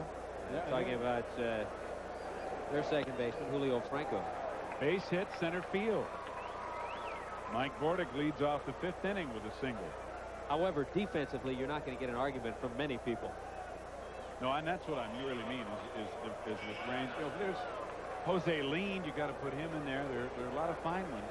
There's that slow hook by Nichols that stays up, and that allows Mike Bordick, even though he's out front with his body, keeps his hands back and is able to punch it up the middle. And let's not forget Ryan Sandberg. Yes. He's been doing it. Jose Oquendo. There are a lot of fine ones. It's an era of good second basemen. Yeah, and it comes after a while where there seemed to be a drought. You know, you went back to, 10 or 15 years ago, there were quite a few good ones, but boy, there are a lot of them around now. Wasn't there one that does some broadcasting on ESPN? Yeah, I'm trying to think of his Sunday name. night, I believe. Yeah, Joe somebody. The Flipper. Joe Morgan, Hall of Famer, and rightfully so. One of the best of all time. Ricky 1 for 2.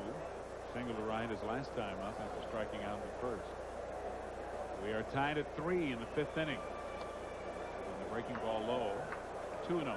Well, we've talked about it tonight, some of the differences in the Oakland players first half of the season last year compared to the first half of the season this year. Ricky Henderson, last year at this time, Ricky was hitting over .330, had 17 home runs. Coming into this game tonight, 264, 6 home runs. Ripped to left.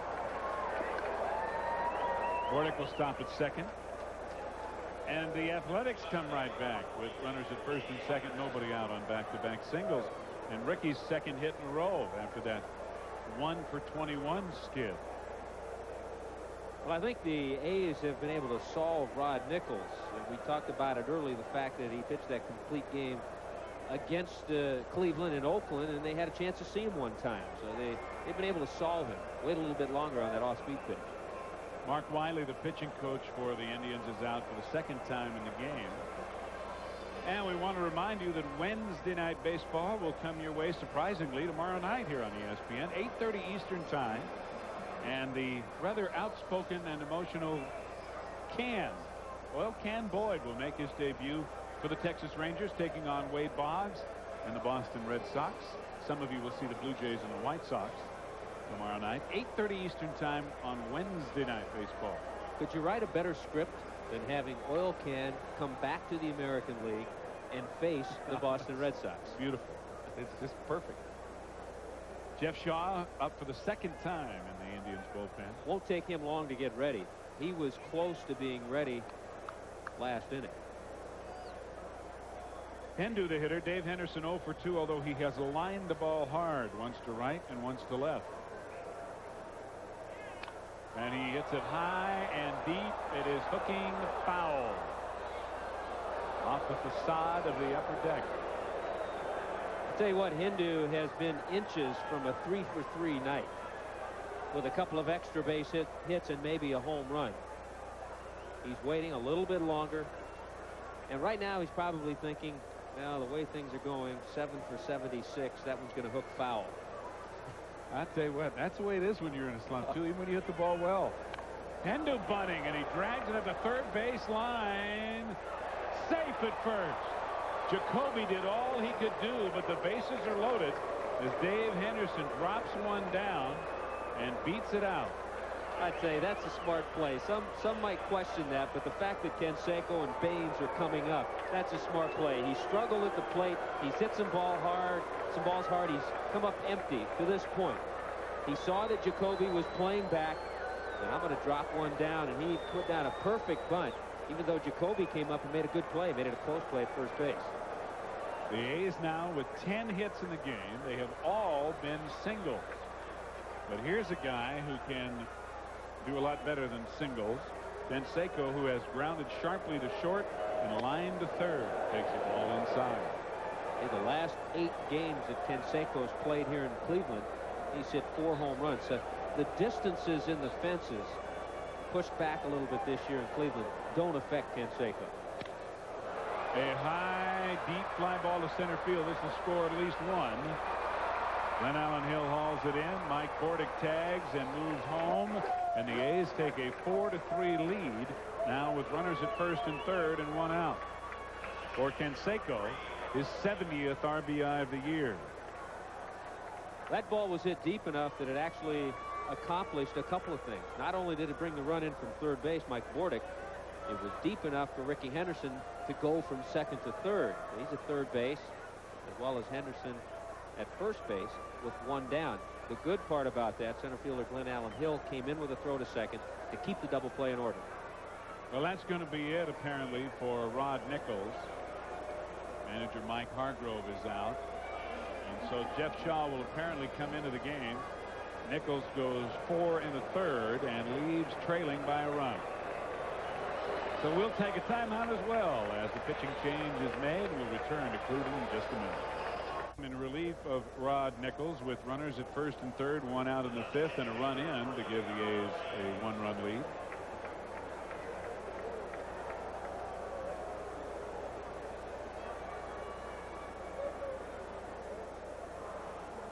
Trying to think about this move that Mike Hargrove has made with a left-hander coming up, bringing in a right-hander. Shaw was his only pitcher warming up.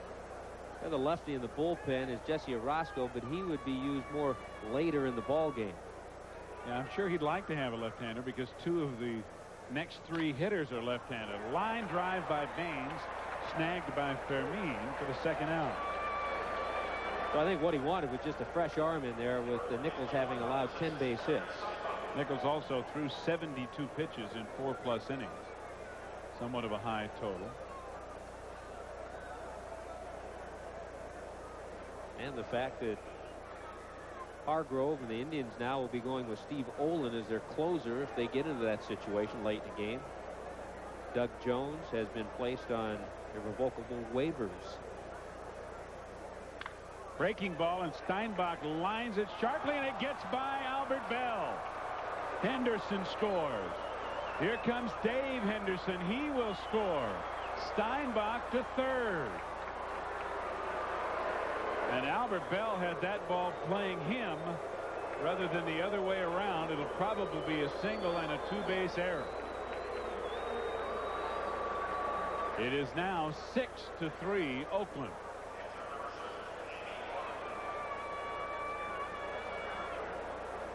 It will be a single for Terry Steinbach. Give him an RBI, but the ball just gets through the wickets of Albert Bell. He's charged with an error. Comes in, he really gets caught in between, and then doesn't try to get down and block the ball. Once you get caught in between, there are times you get fooled in the outfield, and you know you've made a mistake, so then you have to try to regroup and just knock the ball down. And there's nobody behind you. Those runs are charged to Rod Nichols. Jamie Quirk 1 for 2 with a run scored. 1 ball to count. A looping shot to right, and Mark Whitten got a late break but stayed with it, and the inning is over. But Oakland, with the help of an error, a sacrifice fly, and 4 hits in the inning, takes a 6-3 lead. For Cleveland and Municipal Stadium, or Cleveland Stadium as it's now called. Glenn Allen Hill, the leadoff hitter, leading it off for Cleveland, and a mile high in the air. Steinbach stays with it and makes the catch. Not a routine play. Let's go back to the studio and John. We told you Jack Morris was out of the game, facing Alan Anderson now as Cecil fielder. The result similar to against Morris. This time the left field, though, a line shot, his second home run of the game. This was a 3-run home run as Detroit takes a 6-2 lead. And Cecil now with 26 home runs. And the 10th time this year he's had more than 1 homer in a game. I think that ball's probably flat on one side. Wow. Did he smoke him or what? Baby. 1 out, nobody on for Felix Fermin, who is 0 for 1 plus a sacrifice.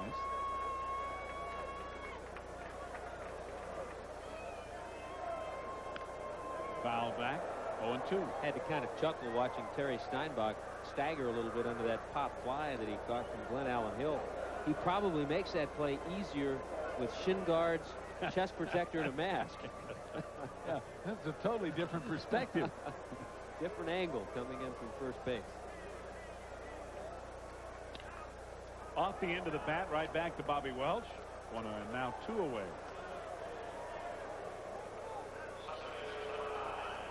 Welch has had a couple of innings where he struggled, the first and the fourth. In the fourth, he only threw 11 pitches, even though he gave up 2 hits and a walk. Double play helped him a great deal there. In the first inning, he faced 7 batters and threw 30 pitches, but since then, he's been pretty much in control. Yeah, and the thing about Bob Welch, you don't concern yourself a lot with the complete game. Last year, Cy Young, 27-6. He only had 2 complete games. That was the fewest ever complete games for a 20-game winner. Major League history. And he already has 5 complete games this year, even though his record is less. Carlos Baerga 2 for 2 with a double, a single, an RBI, and a run scored. I think a lot of that goes to the state of the bullpen the Athletics had early in the season. Absolutely. Guys like Gene Nelson, Rick Honeycutt on the disabled list, Joe Klink. Ben Eck struggled this year, which was unusual. Todd Burns. Of course, you could name everyone on the Oakland staff. Maybe hurt at one point or another. Ripped to right, and Baerga 3 for 3. Let's go back to the studio and John. Red Sox and the Rangers. Nolan Ryan pitching out of the stretch to Steve Lyons, reaches down and drops it out into right center field. Jody Reed coming around. He winds up on third, but Juan Gonzalez throw winds up in the dugout. Reed is awarded home. A couple of sacrifice flies in addition to that. It's now 3-0 Boston in the third. Let's get back to you. See that 545th start for Nolan Ryan? Man, amazing.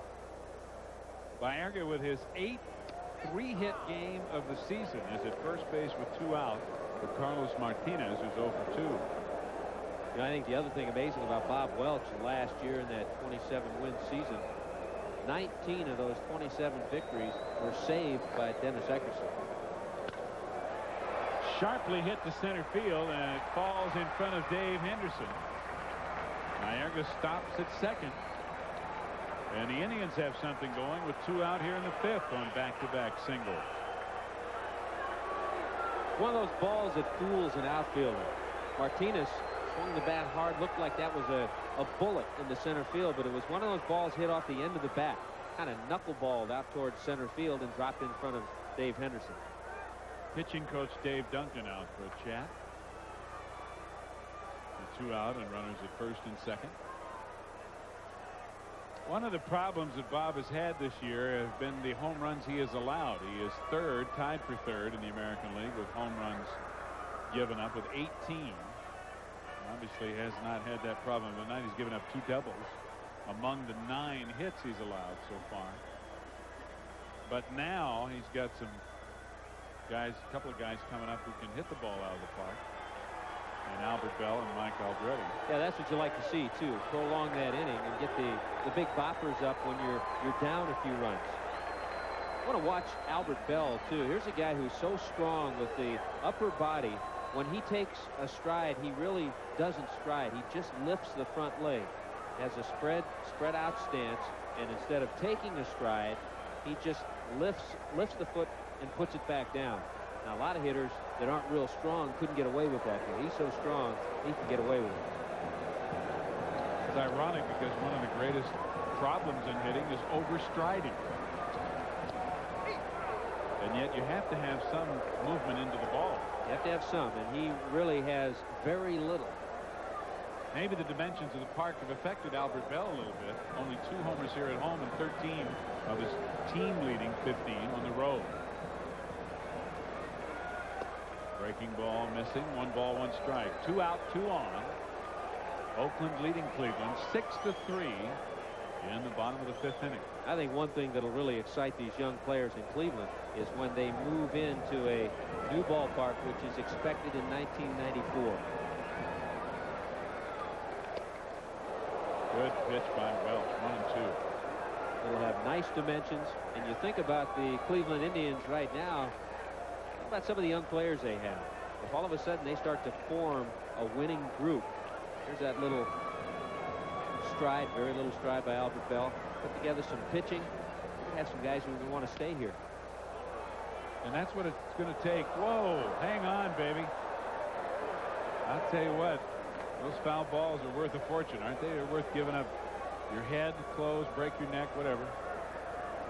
Nice effort, though. But that's what it's going to take for Cleveland to really rebuild. There's some people in baseball who like to make the joke that Cleveland's in the 48th year of their 62-year rebuilding plan. But they made so many good moves this year that would apparently help them build that foundation. The one thing they need to do is get themselves in a position to hold on to those players and have them want to stay with Cleveland.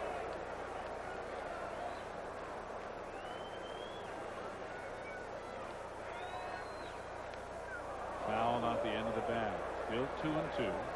Albert Bell, in his last 25 at-bats, is batting .600. And we mentioned earlier, Tommy alluded to his now 7-game hitting streak he has going.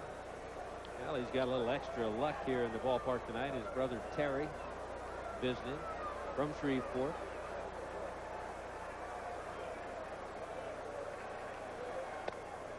Three and two with 2 out, and the runners at first and second will be on the move. Carlos Baerga at second, Carlos Martinez at first. They will be off with the pitch, but Jamie Quirk is out for a conference with Bob Welch. And here's the kind of situation where Bob Welch last year, a 27-game Cy Young winner, when he was in this situation last year, made his pitch. See if he can do it right here. Bell represents the tying run. Sometimes game situations don't happen in the 8th or 9th. They happen in the 5th and 6th innings.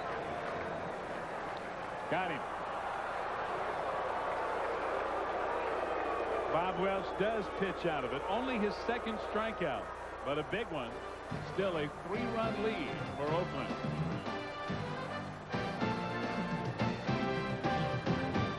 Time now for Miller Highlights. Streaks, peaks, and valleys. The Tigers have homered in 10 straight games, including Cecil Fielder with 2 tonight. Peaking Ken Griffey Jr. hitting .421 in July. His average up to .301 now. The Valley's Tony Gwynn of the Padres, still leading the National League in hitting, but hitting just .162 since the break. Right now, let's take it back to Steve and Tommy.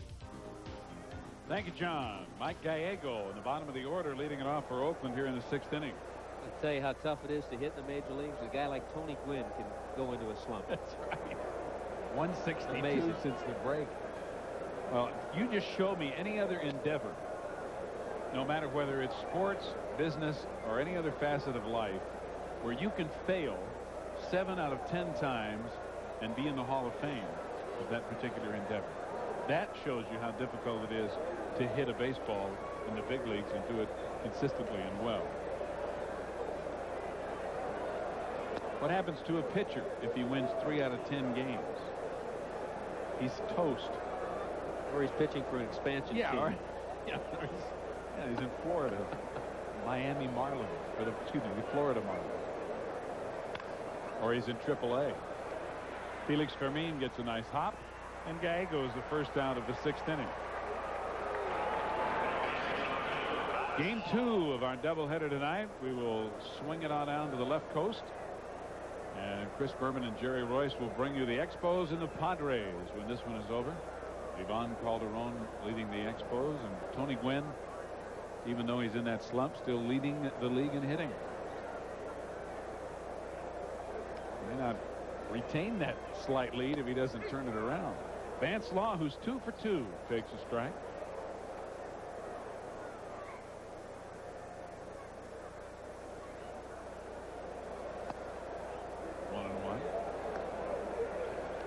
Here's Tony's 2-point lead over Terry Pendleton. What a year he's having.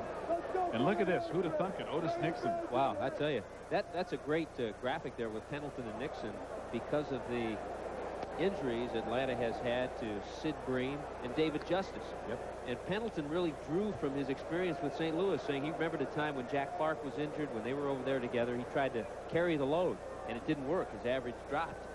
This time, second time around, he's had that situation. It's worked. 2-2 now in advance. And you got to give a lot of credit in Atlanta, I think, to John Sherholtz, who came over from the Kansas City Royals and made a lot of moves and really changed the front office in Atlanta, which had, in all honesty, been a problem. Bobby Cox doing what he'd rather do, manage rather than be a general manager.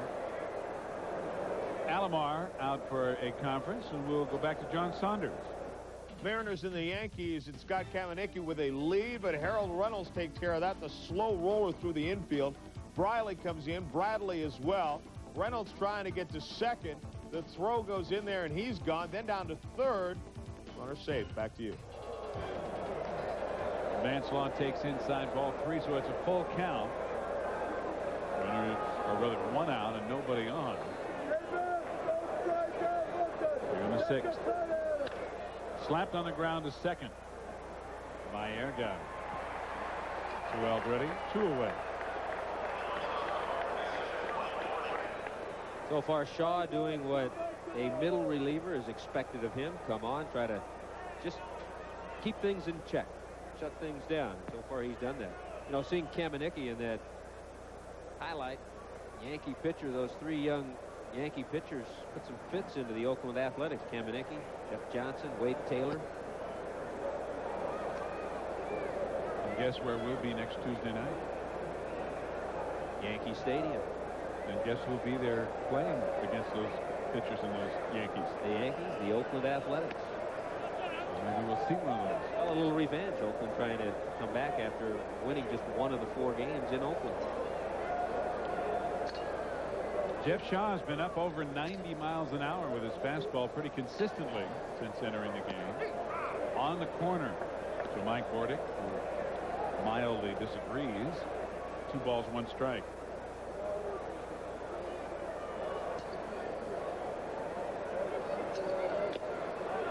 And now 2-2. Bordick singled and scored his last time up, and he drove in a run with a fielder's choice in the 2nd.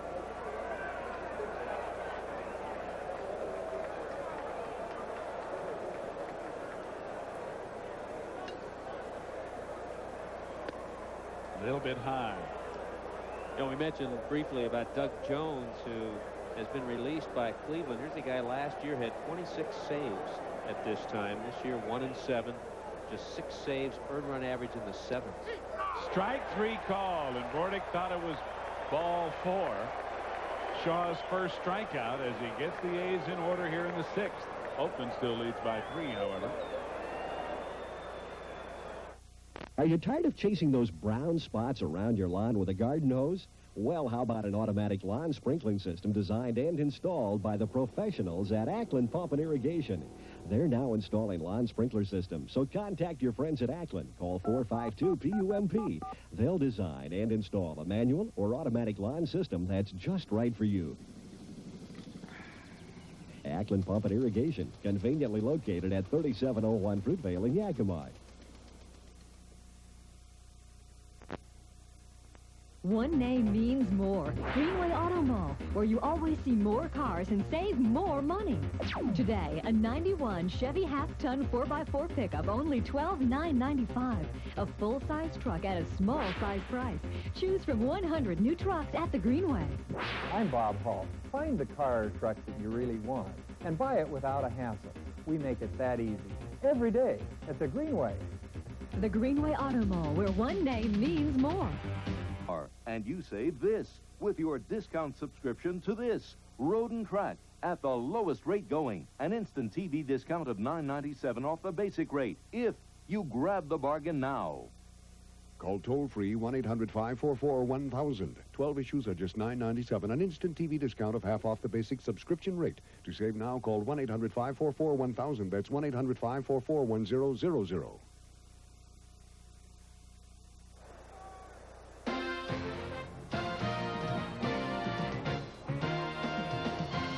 ESPN Major League Baseball is brought to you by Lipton Iced Tea. This is refreshment that's one of a kind. This is Lipton Tea Time. And by durable weather beater paint, only at Sears, the home of America's craftsmen. 6-3 Oakland as we go to the bottom of the 6th inning, and Mike Aldretti leads it off and sends a souvenir back our way. Fortunately, low of the booth. A souvenir that I would have ducked from had it been a little higher. We can get those baseballs anytime, thank you. We'll not need one hit up here. Aldretti, 1 for 1 plus a walk, drove in a run with a single in the 1st.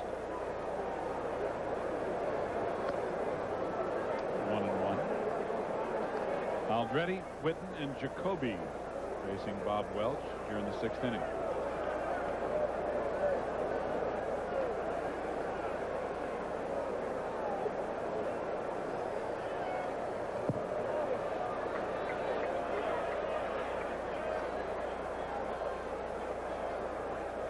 Yeah, we talked earlier, Steve, about Dave Stewart at the top of this show, how he has struggled, but over the last few starts, he's starting to put it together. He's 8-5 right now. Probably won't win 20 games for the 5th straight season because he spent time on the disabled list. He has 20 starts, though, and you figure he might get 30 starts. I wouldn't rule it out completely right now. No, he'd have to win almost every start. Everyone. From here on out to have a chance to win 20 games. Hey, if he does, the Oakland Athletics won't have to worry about where they stand when the season ends. 3-2. And now Aldretti steps out. You know, you and I were talking to Dave Duncan in the dugout this afternoon, and you brought up an interesting point. If Minnesota, Texas, any of the teams that are ahead of Oakland in the standings were 6 games out in 4th place, nobody'd be worrying about it too much. But you cannot forget about the A's lurking back there just because of what they can do. Let's get another update from John Saunders. Angels and the Orioles. Ben McDonald looking in at Dave Winfield. And Winfield takes this out to right field. Home run number 397 on his career. 1 of 3 given up by Big Ben. Gaetti and Polonia with home runs as well. It's 4-0 now in the 6th inning. Right now, let's take you back to Steve and Tommy as Dave Winfield closes in on 400. Thank you, John. I'll tell you what, 400 home runs, you can just book it, which will be going to the Hall of Fame. But right now, Bob Welch is going to the clubhouse with a 3-0 lead, or a 3-run lead, I should say. 6-3, and we'll return to Cleveland in just a minute. This is Lipton tea time. This is the taste.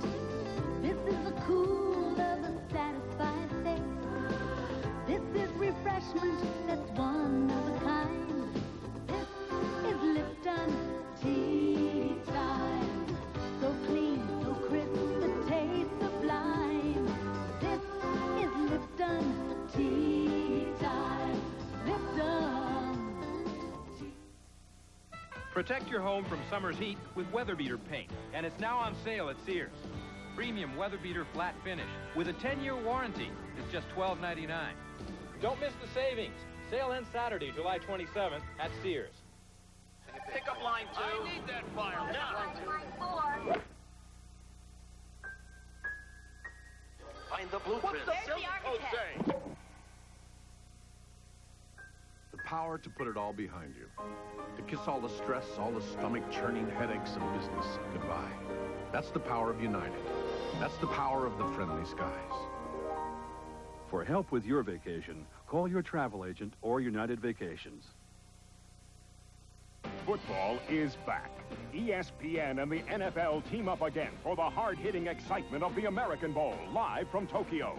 The Los Angeles Raiders, their commitment to excellence has returned as Coach Art Shell attempts to bring back the glory days of the silver and black attack. The Miami Dolphins, Dan Marino is the focus of the offense, but if you forget about the defense, you're in for a real headache. The Raiders face the Dolphins Saturday, August 3rd, live on ESPN. Football just around the corner tonight. Oakland missed their extra point. Cleveland has a field goal. It's 6-3. And no, it's not the Raiders and the Browns. And rookie right-hander Kevin Campbell making only his 2nd appearance is on to face Mark Whitten. Ball 1. Kevin Campbell was recalled from Tacoma Monday when Todd Burns was designated for assignment, and down in Tacoma he was 8-2 with a couple of saves and earned run average under 2. Whitten fouls it back, 1-1. Bob Welch going 5+ innings. And a lot of pitches. Yeah, 83 pitches. 30 of them in the 1st inning. So Tony La Russa getting him out of there with a 3-run lead. He's gone 5, so he can be the winner if the A's hold on.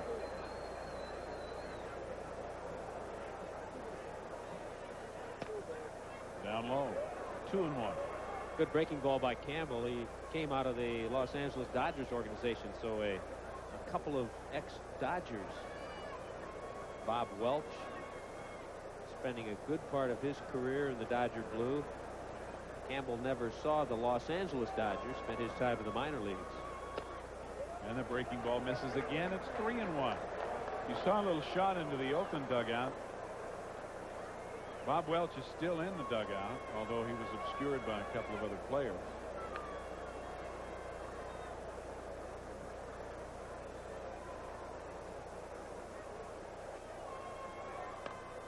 Fouled away again. 3-2. You know, I talked about Glenn Allen Hill earlier, and here's Mark Whitten, the two outfielders of the three players that came over from Toronto. A couple of guys that have a chance to be in the lineup and just stay there for the next 10 years. Mark Whitten has the ability as a switch hitter to put some power numbers up. We've already seen his ability in the outfield, catching balls and throwing runners with that strong arm.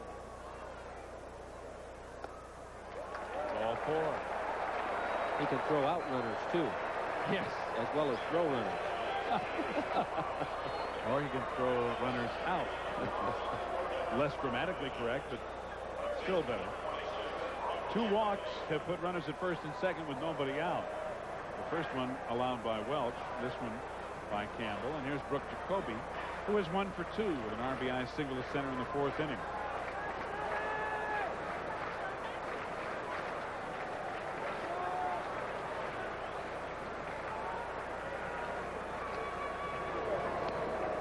Ball 1. Hey, Tony La Russa must have talked with Bob Welch. I'm sure he did. He and Dave Duncan in the 5th inning, because after striking out Albert Bell, perfect pitch by Welch to get him with a couple of runners on, but then walking the leadoff man, I'm sure between innings they found out how Bob Welch felt, and he was probably getting tired. And after he saw that leadoff walk, La Russa decided that would be it. Well, 83 pitches in 5 innings is a lot. It is a warm, humid night here in Cleveland. Tony La Russa has a great approach, too. Here's Bob Welch. It's one game. It's July. He always takes the long-term approach. Sure, the A's are in 4th place. 6 back. He's not panicking. He's not ready to start throwing in the towel and worrying about his club. As he said in the opening, he still likes his club better than any other. Steinbach will get another pop-up, an easier play, out number 1. Well, the amazing thing as we check on the West standings in the American League is the fact that teams such as Minnesota, with their 15-game winning streak earlier, the Rangers had a 14-game winning streak. Even during that time, Oakland has struggled. We heard Tony mention that, and now that they've gotten just about everybody back, they still aren't playing the way they expect. 6 games isn't all that much for them to make up. No, and not with this many weeks of the season remaining. They're probably the only team in the West that hasn't had that big streak yet. Yeah. And if they get it, they could be right back in first. Sandy Alomar, 0 for 2, has popped up and hit into a double play. Foul out of play for strike 1.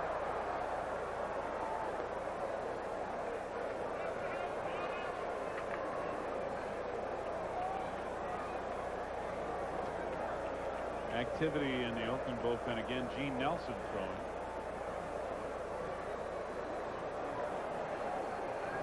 Gene, the runner-up in the Dennis Eckersley look-alike contest.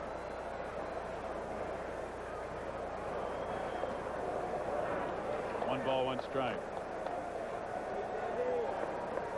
Runners at first and second, and Alomar has really struggled with runners in scoring position. Struggled more than any other hitter in the American League. Sometimes that's just putting a little too much pressure on yourself.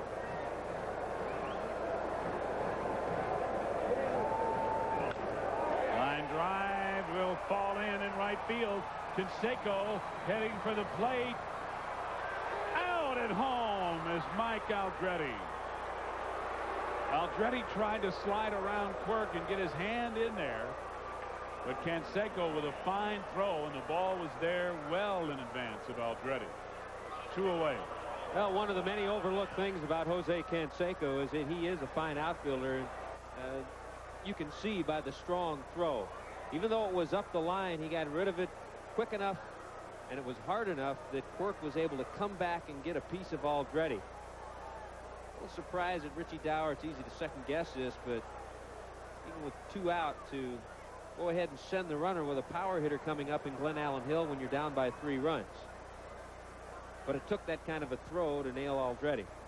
I don't know if Mark Whitten is having a major problem or a minor one, but he is limping around behind the second base bag as he advanced to second on the play, and now the Cleveland trainer is going to come out and take a look at it. He may have jammed or injured an ankle.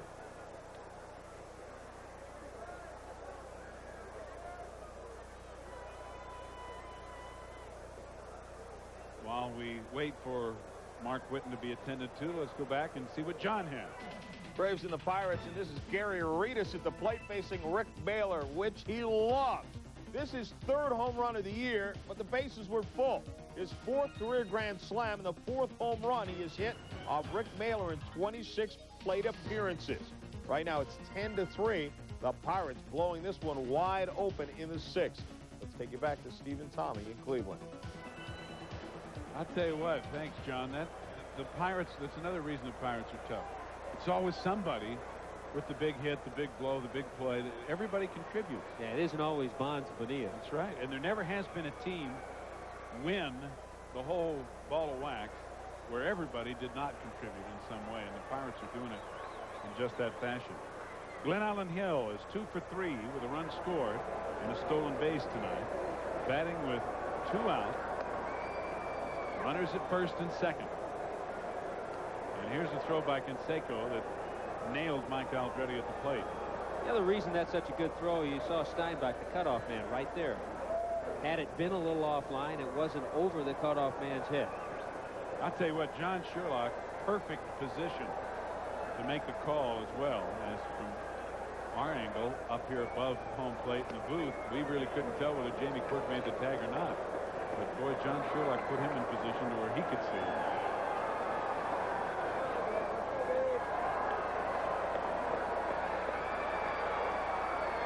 One and one to Hill.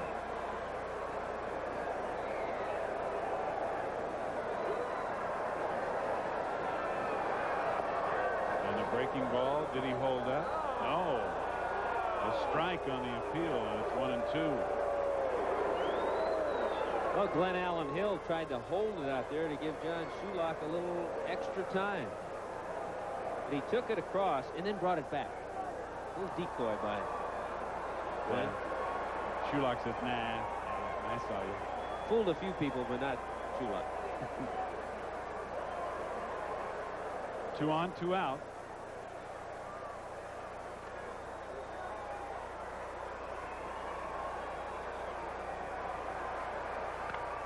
Ripped to left, a base hit. Here comes Mark Whitten. He will score. Henderson's throw to third. And Cleveland cuts the Oakland lead to 2 runs. 6-4. Hey, you gotta like the way the Indians just keep battling back. The quick bat of Glen Allen Hill. That's his 3rd base hit tonight. 3 singles. And really watching Mark Whitten score from second base, didn't see any problem with him running. So whatever was bothering him didn't bother him scoring from second. It was a temporary inconvenience. Jamie Quirk is out. Gene Nelson has been warming in the bullpen, and here comes La Russa. So we may have another change here. And we will. So Nelson will enter the game now with a 2-run Oakland lead in the bottom of the 6th when we come back.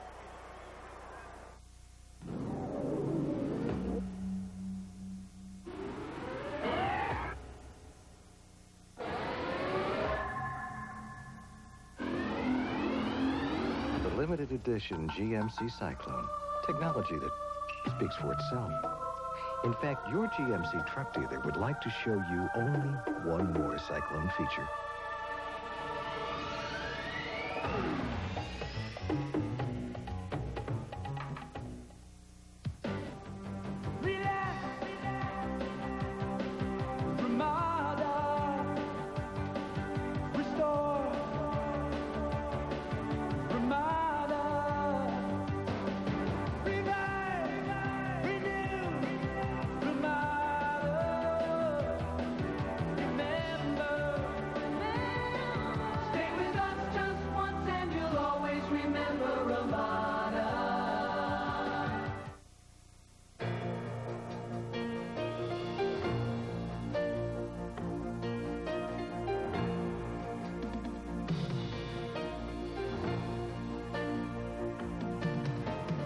The race is on to make batteries that last longer.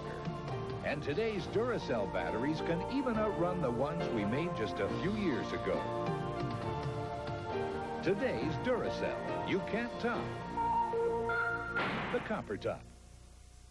St. Louis Cardinals have dipped to 8 games out of first place in the East behind the Pirates, but facing Jim DeShays of the Astros, Ray Lankford finds the gap, and the bases were full.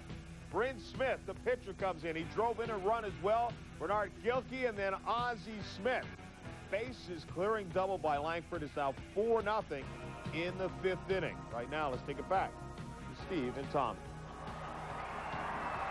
Thank you, John. I'll tell you what, those Cardinals could make it interesting in the East if the Pirates falter in the least. They're not that far back. Here's Gene Nelson on for the 21st time this year.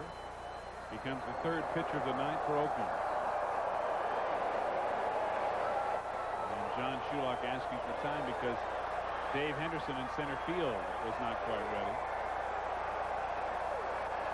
And now we're set to go. Felix Fermin, 0 for 2, plus a sacrifice.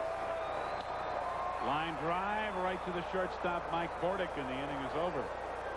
One pitch from Nelson ends the inning, but Cleveland scores a run on a couple of walks and a couple of hits. It's a 2-run game.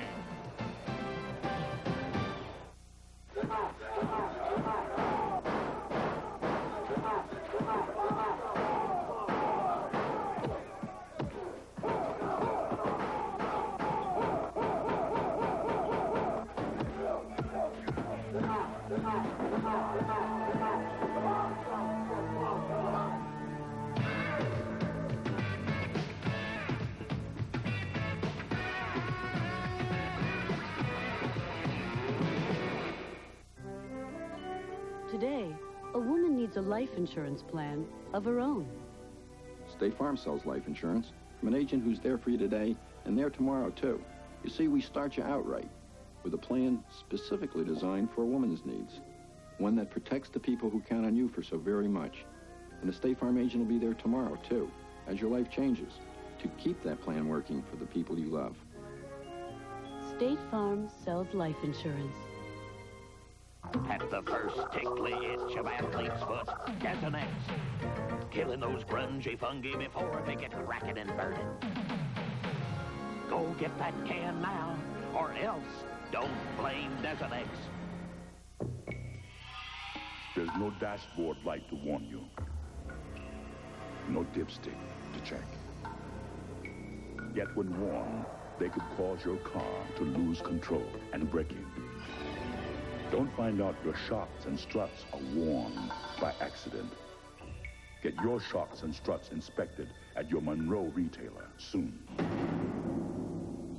Monroe, your safety could depend on it.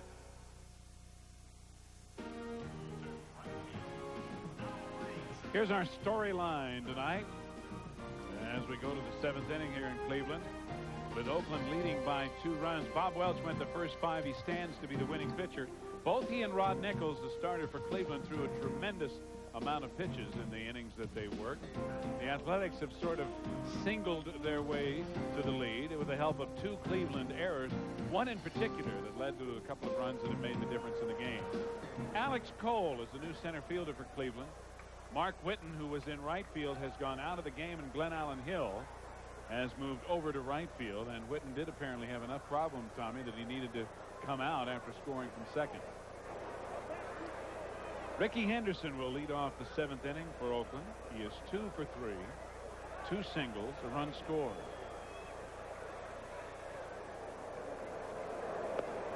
Strike one. Well, we talked about Mark Whitten. Here he is scoring on that base hit by Glenn Allen Hill. To this point, he doesn't really appear to be favoring the ankle or knee, whatever it was he injured. As he starts to slow up and put on the brakes, you can see a little bit of a limp.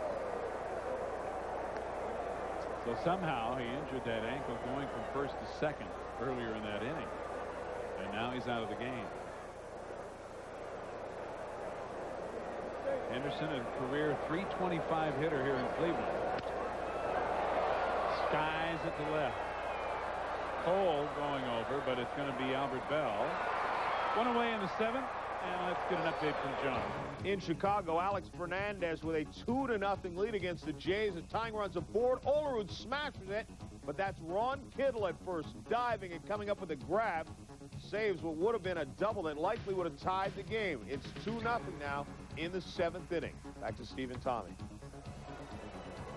Nice to see Ron Kittle back in the major leagues. I tell you, knock some rust off and get back to where he was. It can really help him. Hendu takes a ball. Hendu denied 1 for 3. I'll tell you where that helps the White Sox. They have Kittle, Pasqua, who can platoon at first. And now Big Frank Thomas doesn't have to worry about his shoulder. He can just DH and concentrate on offense. I'll tell you what, that gives them some boppers if Kittle can generate some power like he used to. Little slider rolled up the middle. Felix Fermin with that good glove and good arm for out number 2.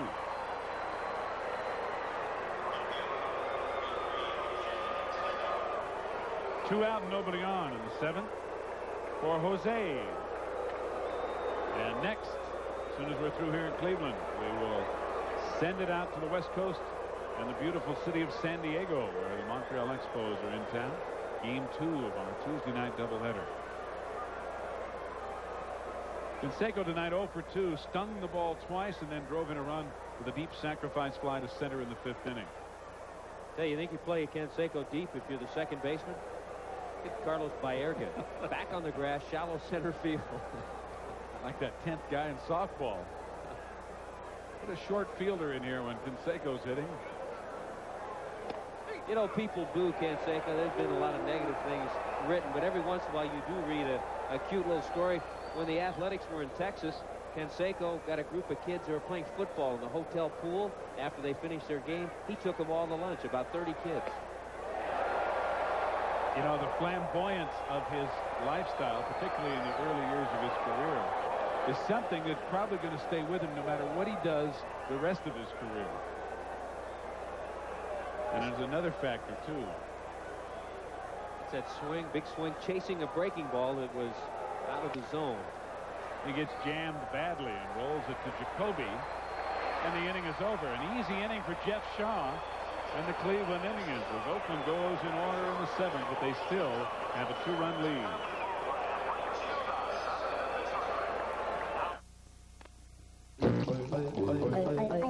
All right. Now, you didn't get an AM/PM sports bottle because you didn't know they were just 99 cents. But we're going to be good sports and just bring in any sports bottle, especially this one. And we'll give you a refill of Coca-Cola or any other soft drink for only 49 cents. And if you don't have a bottle yet, we'll even give you another chance. Fill up for much less at AM/PM. One name means more. Greenway Auto Mall, where you always see more cars and save more money. Now, at the Greenway, a fully equipped 91 Geo Storm, including airbag, only $9,995. A high-performance car that doesn't cost like one. I'm Bob Hall. We are here to make sure that you are completely satisfied with the vehicle you purchased and the service we give you, both now and on down the road. The Greenway Auto Mall, where one name means more. Outdoors. Every week we take you on a journey outdoors, exploring the wilderness, enjoying the beauty of our environment. But our environment is deteriorating due to air and water pollution, lack of waste management and recycling, and the destruction of rainforest and wildlife. Please, join me in cleaning, protecting, and preserving our earth. It's the only one we've got. You can make a world of difference.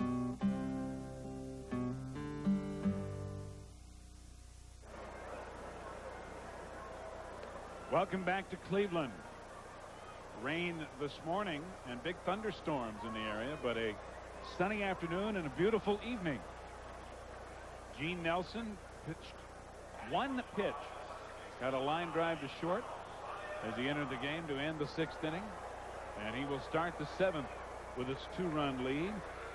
Carlos Baerga, however, is 3 for 3 as he leads it off for Cleveland. Baerga with a double and an RBI and a run scored in the 1st inning. Singled in the 3rd, singled again in the 5th. Ball 1. Here's another guy that the Athletics need to get on track, Gene Nelson. Really involved in a freak accident early in the year, in April. Just sitting on the bench, and a Mike Palirulo line drive hit him in the dugout.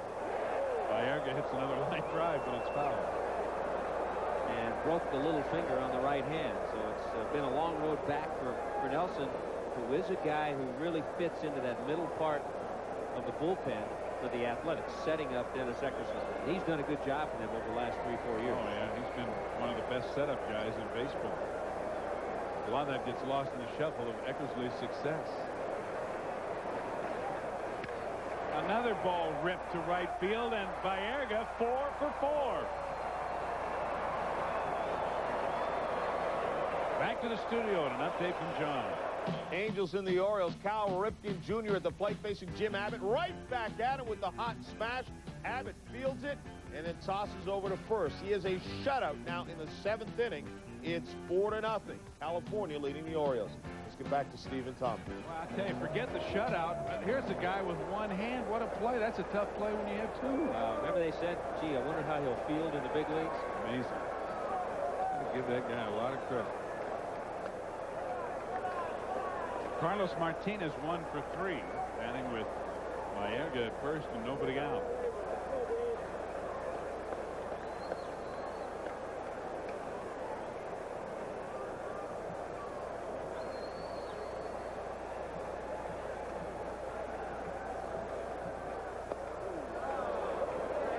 Carlos has a big swing. Well, he has a big swing, but he's not a home run hitter. I think that time he was thinking home run, where he should, in fact, just try to keep this inning going. Well, you know, we mentioned earlier in a previous at-bat that it appeared as if he was using kind of a small bat. He's got a different bat this time out, and it does appear to be a larger bat and a different model. Well hit to right field. Canseco on the run makes the catch. And Baerga, playing halfway, as he should, goes back to first. That's more the type of hitter Martinez is. How about some of the plays Canseco has been making the outfield? We saw the throw to the plate on the base hit by Baerga. A good play as the ball looked like it was going to skip by him. And then on this line drive, he has to go back and pull it down.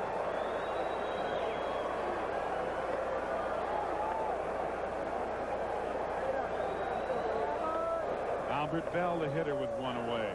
He is 1 for 2 plus a walk. A double and scored in the 4th. Breaking ball, pulled down the line, home run!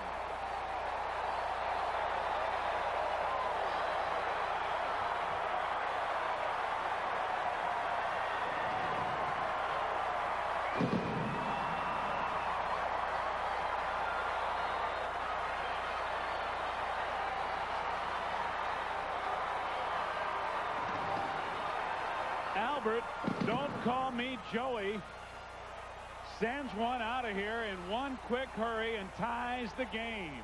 His 16th home run of the year, and now with 44 RBIs. He has homered in 4 straight games. Well, remember all those fans that were booing him when he let that ball get by him, allowed a run to score on the base hit by Terry Steinbach. They all forgot about it. He gets a breaking ball from Gene Nelson. We talked earlier about that short little stride, how he just lifts that front leg.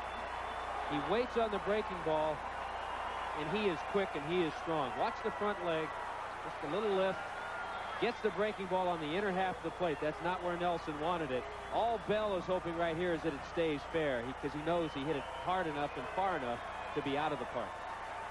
Well, you really saw how he stayed back and waited, even though he'd taken that stride. Because it was a short stride, he kept the weight back and just unloaded.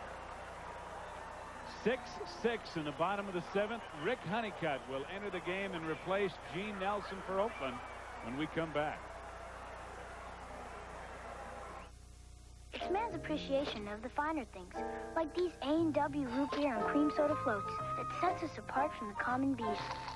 There goes that theory. A&W root beer and cream soda floats. Two great tastes made even greater. The total number of cheese puffs that you've eaten during championship wrestling and church picnics would add up to one profound puff.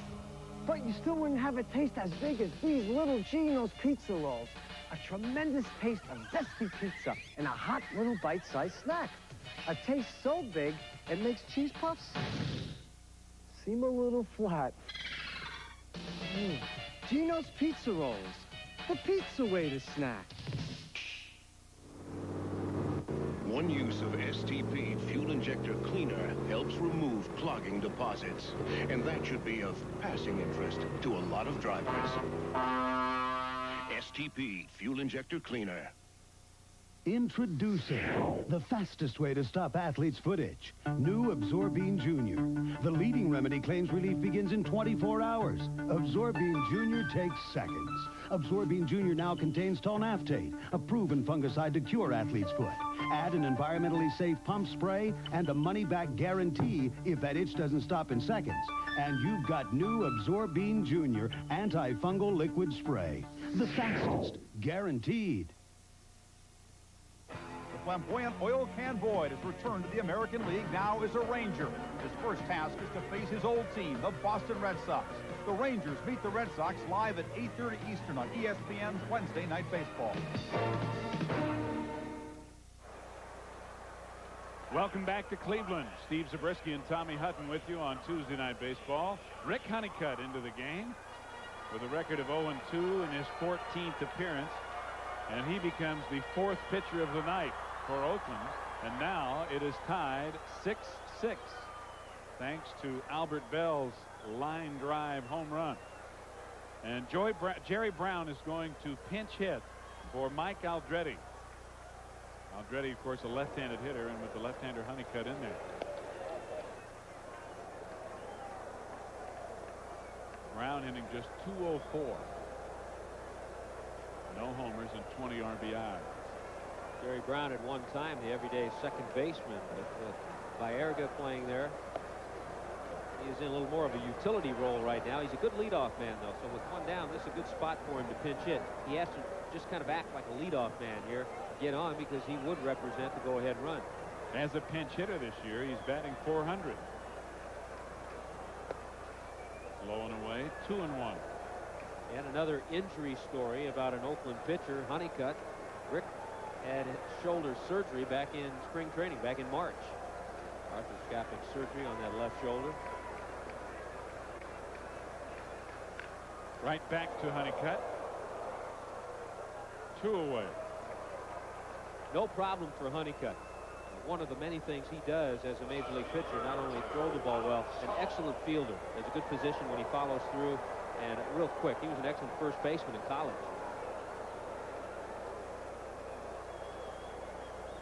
2 out, nobody on for Alex Cole, who'll be hitting for the first time. Cole hitting .282 with no homers and 9 RBIs.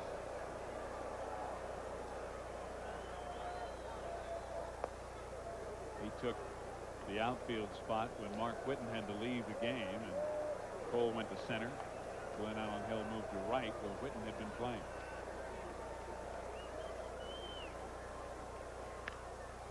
On the ground to second. Gallego with an easy play.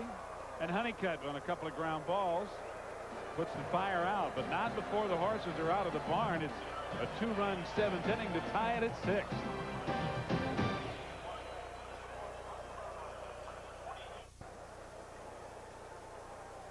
Carlos Baerga moving over to third base as we have some defensive changes for Cleveland. Jerry Brown remaining in the game and playing second. Mike Aldretti, who was at third, at first out of the game, so Brooke Jacoby moves from third to first to take Aldretti's place defensively. And Jeff Shaw still working in relief of Rod Nichols, facing Harold Baines, who gets a high chopper over the mound, and Brown with a tough play gets him. Well, that's a good play, especially when you just come into a ball game. And I like the reaction to Jerry Brown. He knew all the way that he wanted to take that ground ball. To avoid a collision, knowing he has time with Harold Baines, the runner, Brown, watch his right hand. He pushes away, signals to Fermin that he's going to take it. Then comes up and fires. And just did get him for out number 1. Well, who says you only call for pop flies? He called for that ground ball. Gary Steinbach, 2 for 3 tonight, has driven in a run as well. Takes a strike.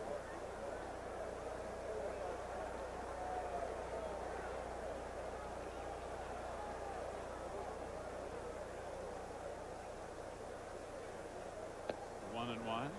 Let's take another look at the fine play by Jerry Brown. By him waving Fermin off, Fermin pulls up a little bit, gets out of the way, and allows Brown to make the play. 2 and 1 with Steinbach.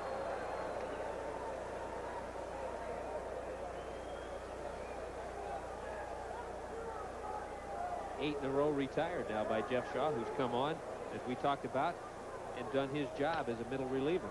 He's kept his club in the game. All of a sudden, they've been able to come back and tie it 6-6. So far, a successful Holden. It's not quite as thankless of a job as it used to be, because it gets a little more notoriety now with the hold saves and all that type of statistic. And it's talked about a little more, and winning teams always have those key guys in the middle part of the bullpen.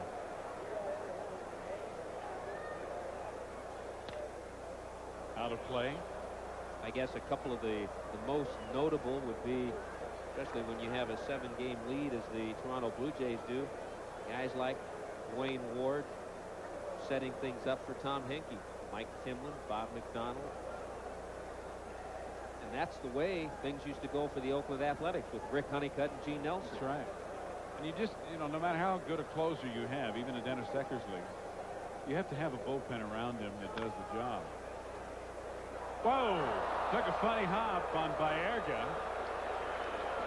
He backed up to get the hop, thought he had it, and it kicked off to his left and went right by him. Well, that's why it took a funny hop, is because he allowed it to take a funny hop. Watch him backing up. If he charges the ball, it's an easy play on a big hop. He's into the outfield by the time he's ready to make this play. The more times you allow that ball to hop, the more chances you're going to get that bad hop. So Baerga, that's the old let the ball play him. And that's why he was smiling. He knew exactly that he played it wrong, but he's not charged with an error. Steinbach gets the base hit. Yeah, he didn't touch it. The crowd boos the scoring play. Jacoby goes to short and back to Shaw covering for a double play. Good play by Jacoby, Fermin, and Shaw to end the inning. Still 6-6. Michelob Light presents 4 on 4.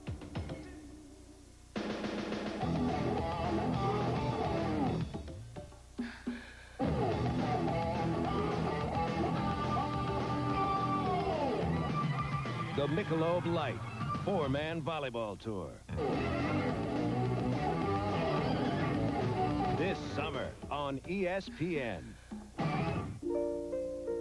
Now available for the first time, the complete recordings of Olga Montero and her magic harp.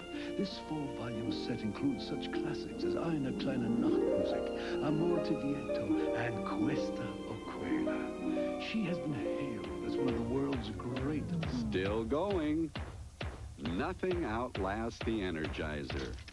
They keep going and going and going and going. Growing up, I didn't have a lot of things, but I always felt that my family worked for everything they had, and I think that carried over with me. I wouldn't say I'm physically gifted. I can't run or jump. Practice, practice, practice. Every time I go to the free throw line, I think all net. no matter how hard you work or how hard you try, there's always somebody out there a little bit bigger, a little bit stronger. I don't know why God chose me to play professional basketball, but thank God he did.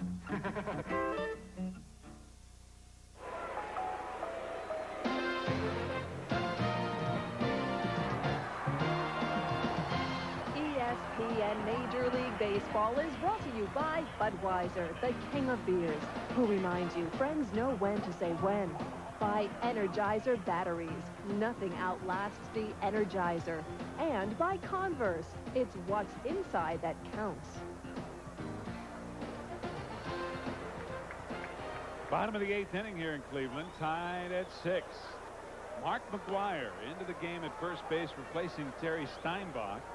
Steinbach 3 for 4 on the night, and you have to wonder whether or not he's physically able to continue. Here's the double play that ended the inning.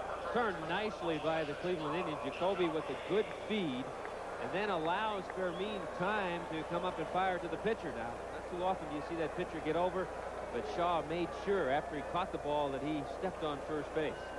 And really, I can't see anything that might have happened to Steinbach. He didn't even have to slide on that because he never had an opportunity to. The throw got to Fermin in such a quick amount of time. But nonetheless, he's out of there. We'll try to get a report to see if, in fact, there is a problem. But McGuire in at first. Brooke Jacoby to lead off the 8th for Cleveland. He's 1 for 3. Ball 1. Well, one thing, in a tie ball game, it certainly adds better defensive first baseman for the Athletics. McGuire, a Gold Glove winner, has just 3 errors this year.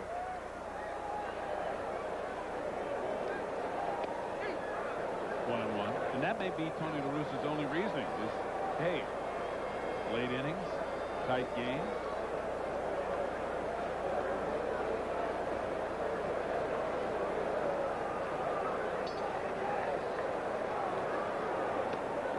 Just inside, 2-1. Jacoby to be followed by Sandy Alomar, and then the top of the order, and Glenn Allen Hill.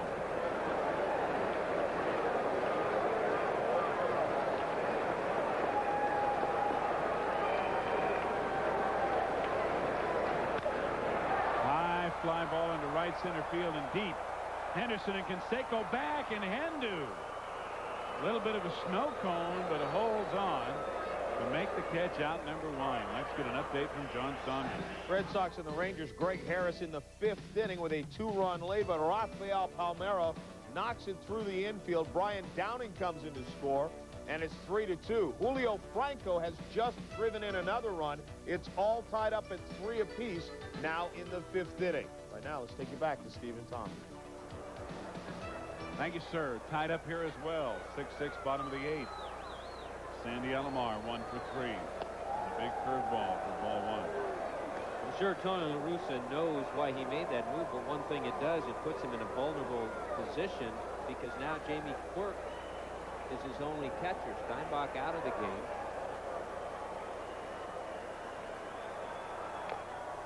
Fouled off. Mike Gallego, I think, can go back there in an emergency situation. Here's a play where Dave Henderson almost hears the footsteps. I'm sure he does hear the footsteps. He's calling all the way, but sometimes when both outfielders call, you can't hear. And that's why he backs off just a little bit. He's not sure if Canseco heard him calling for that. Yeah, and I guess if there's one guy you don't want to run into Yeah. out there, that'd be Jose.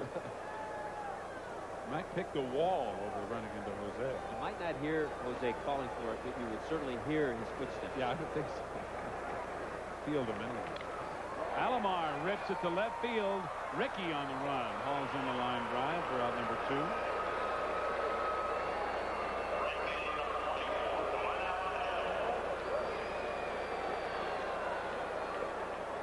A couple of well-hit balls by Cleveland here in the 8th inning against Rick Honeycutt, but 2 outs. And now the top of the order, and Glenn Allen Hill, who has singled 3 times in 4 at-bats, driven in a run, scored a run, and stolen a base. He has his overall batting average now up to 272, and as a Cleveland Indian, right around 300. That'll be well foul. As the souvenir hunters converge. Mike Hargrove, getting a shot to manage, has a very realistic approach, Tommy, I think, to the job that's before him. He has no illusions about what needs to be done here. He has a plan. He's thankful that the organization has shown faith in him. He has a contract through '92, so you can't look upon him as an interim manager or any temporary thing. They gave him the job when they let John McNamara go and gave him a contract through all of next season. Mike Hargrove also has some managerial experience. He paid some dues. Manager of the Year in 1989 and since Coach League. Fouled off by Hill, 1 and 2. And again, we remind you, game 2 of our doubleheader as soon as we're through here in Cleveland. From San Diego, Montreal, and the Padres. Chris Berman and Jerry Royce standing by or sitting by, as the case may be. Probably sitting by, busily preparing. Yep. Noting, of course, that the game is tied here in Cleveland. Bell, or Hill rather, foul again. Glenn Allen Hill has put 2 well down the left field line, but both well fouled. Say, Rick Honeycutt keeps leaving that breaking ball out away from Glenn Allen Hill. He's got it in just enough that Hill's pull the ball foul, but if he leaves it out a little bit more, he'll straighten one out fair territory. I'm wondering if Chris Berman, after his trip to France, has picked up any French nicknames. That'd be great. Yeah. Baseball's, you know, real big in France too. Outside, 2 and 2. I don't even think they know the first thing about baseball.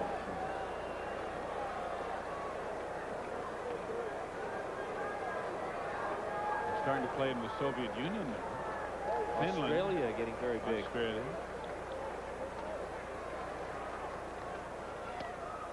What do they do in Finland? Play it on the ice? Like 1 month a year. Guess so. Does a boomer speak French? He may now. How do you say French? I don't know, but he'll probably tell us tonight. Grounded foul. I have a second language. Unfortunately, it's English. And I don't have a first.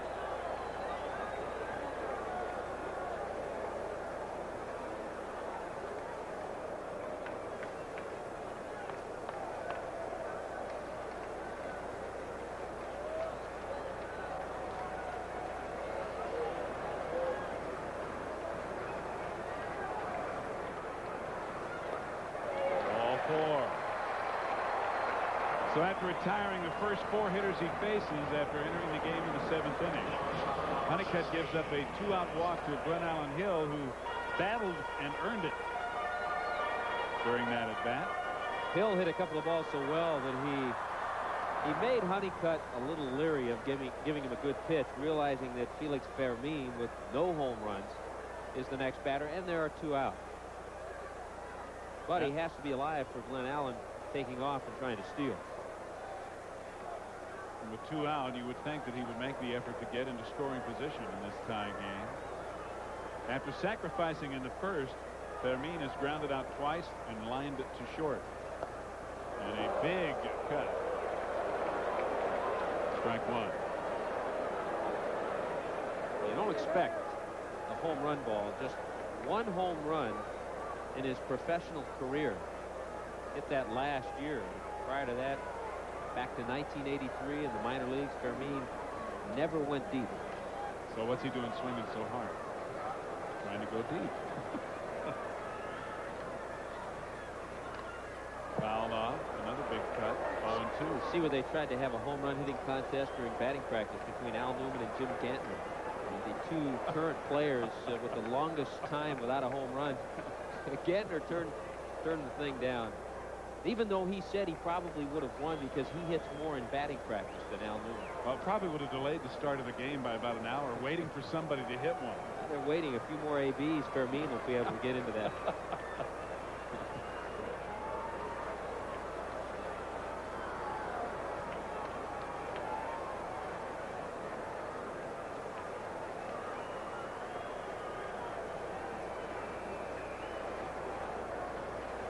He's got to try to go now. The 0-2 count. Not running. And a little looper punch to right field. Canseco with a late break, but he gets there. One walk, one left in the 8th inning for Cleveland. Still a 6-6 tie as we go to the 9th.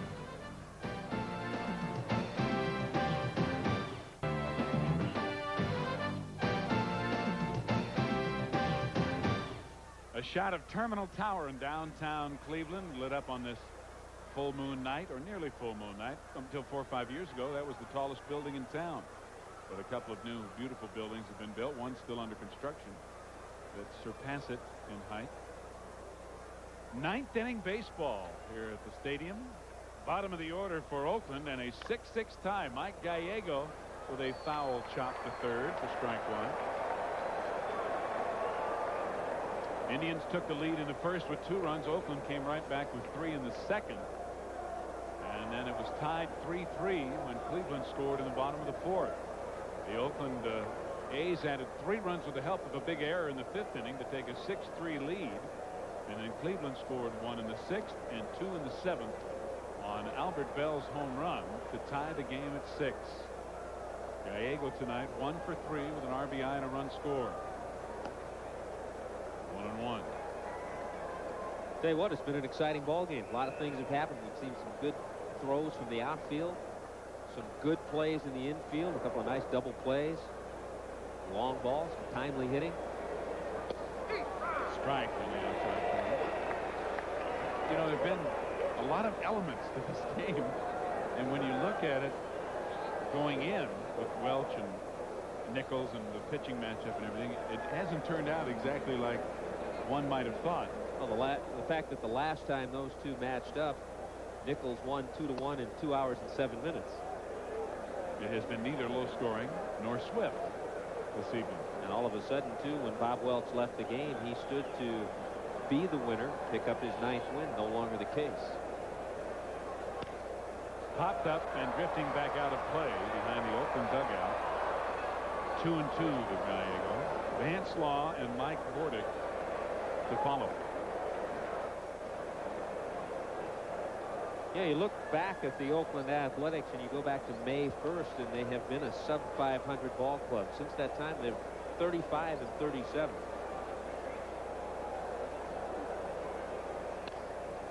I'll play the other way. And even though, yes, they have had a ton of injuries, you mentioned the 9 pitchers at one time or another on the disabled list, Tony La Russa put it quite well when he said most of those injuries are behind us now. We really should be playing the way we're capable of playing. One thing about Tony, he's very honest in assessing his own ball club. He just say flat out, hey, we should be playing better, and we're not. And another thing I like about his style is you don't find the Athletics as a team where there's a lot of finger pointing or a lot of complaining or a lot of accusations made. And a lot of teams that become successful fall apart for those very reasons. When things don't go well after they've been used to success, everybody starts pointing the finger. Gallego with a rope down the left field line that should be extra bases. Albert Bell will run it down, but Gallego will have an easy leadoff double. We are tied at 6, but the A's have the potential go-ahead run on base with nobody out in the 9th. And as soon as we are done here in Cleveland, we will send you to San Diego, where the Montreal Expos will be there, and the French-speaking Chris Berman will go, retard, retard, retard. That's my guess for back. Not speaking French, I don't know. Mike Hargrove now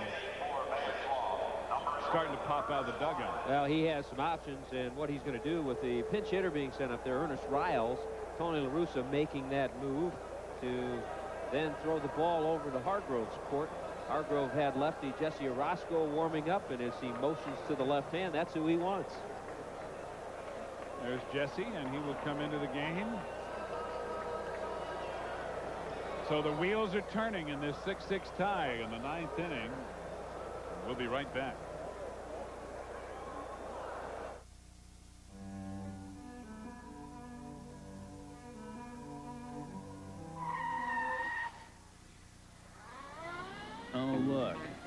bring back the prices on all the new 91 Legacy models. Now during Subaru Super Savings Days, get $1,200 in customer cash on any new 91 Legacy. And with additional factory-to-dealer incentives, you could save hundreds more. Subaru Super Savings Days. Sounds like forward thinking to me.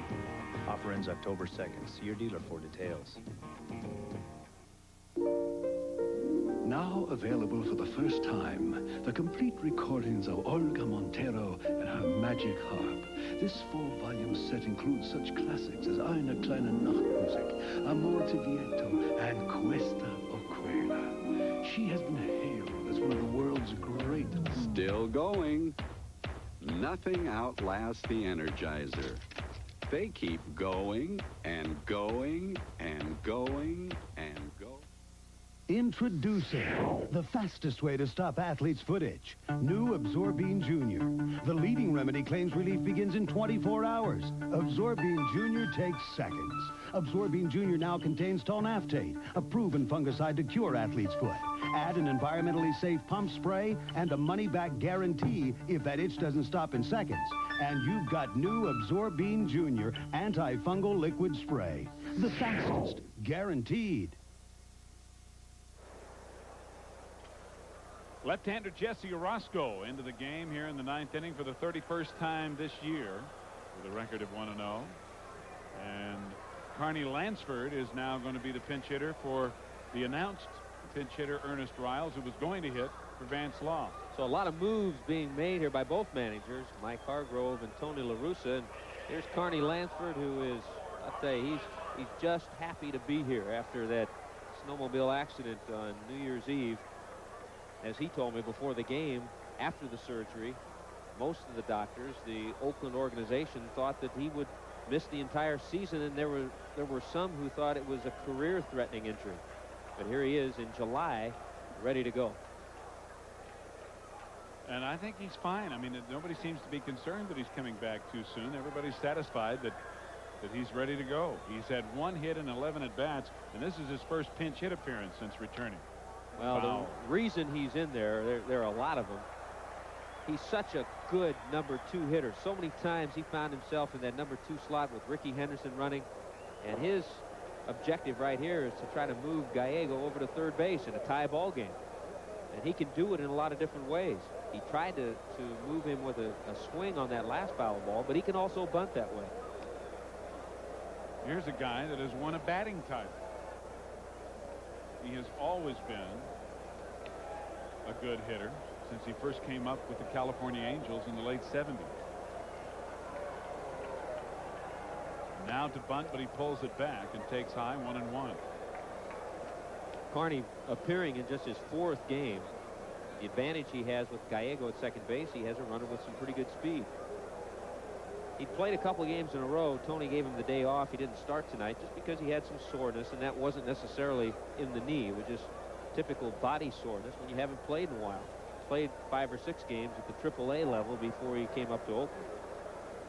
Now, you can work out all you want, but you don't use those game muscles till you really get in there. Carney to bunt again, taking wide, 2-1. Another thing about Lansford is that up until the knee injury, even though it's been a 12-13 year career now for him, he's always run very well. Whether or not he'll still have the same foot speed after the surgery on his left knee remains to be seen.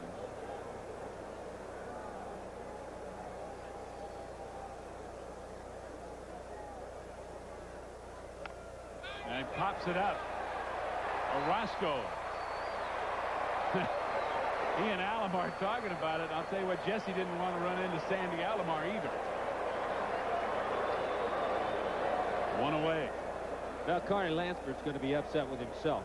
He didn't have a good try at this fastball that Jesse threw up, and the bat wasn't high enough. You want to get that bat above the letters, especially on a high fastball. Orozco, give him credit for making the perfect pitch for a pitcher in that situation.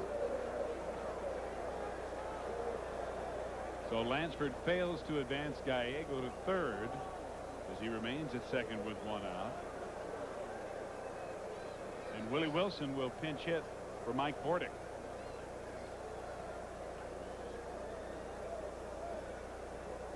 So Tony La Russa down to one last man on his bench, Scott Heeman. Well, he's doing what he has to do because Cleveland gets the last at bat here in the 9th inning, and he wants to, especially after the leadoff double by Gallego, do all he can do to try to get that run home.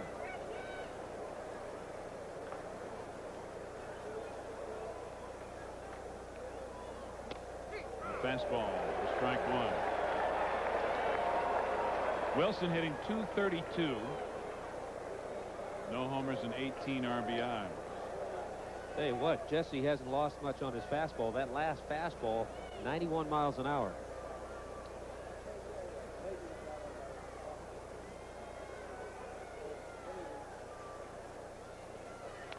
Foul back into the screen.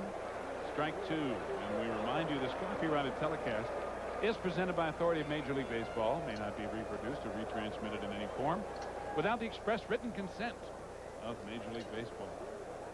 It's not easy to get. Jesse Orozco, one of those relief pitchers who just needs two good pitches. He has that 90-mile-an-hour fastball and that sharp breaking ball I know you over the years have seen in a lot of key situations. Well, I'll tell you what, he can break one off.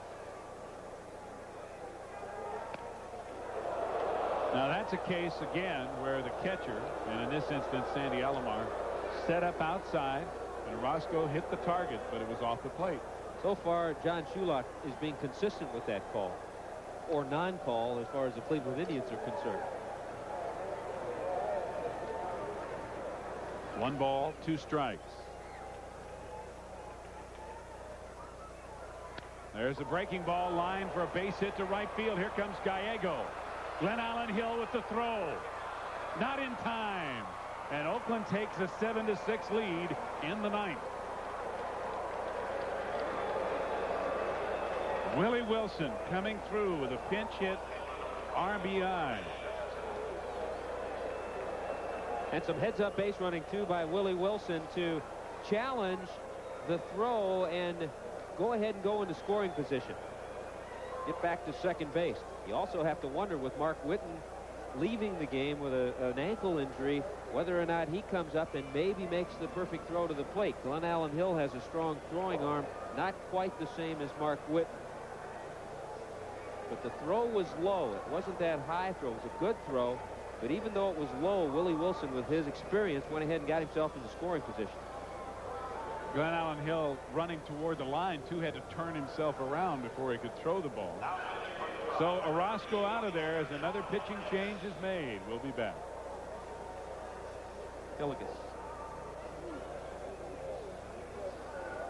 But tonight against the Reds, Norm Charlton, umpire Joe West punches him out on that pitch that looks low and outside.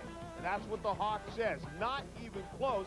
He and Joe West go at it. He gets tossed from the game, but before he leaves for the clubhouse, Andre Dawson does some redecorating of Wrigley Field. Tossing bats onto the field, and that would incite the fans. The fans get into it as well as the Hawk throws the bats out. Down comes the beer, their favorite beverage, in the cup with it. About a 15-minute delay. Back to you. I wonder what would have happened if Chicago had been trailing in that game. That is really out of character for the Hawk, isn't it? Oh, it is. I mean, but I got to agree with him looking at the pitch. It did look a little low. And he's not the only guy that's had problems with Country Joe West either. Baby, he was hot. That's as hot as I've seen him.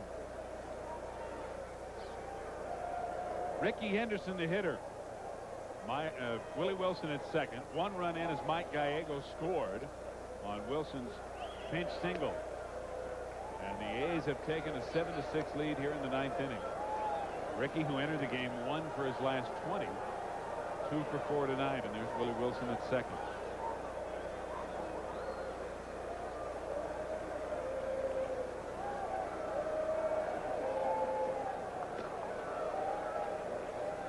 "27 hits in this game.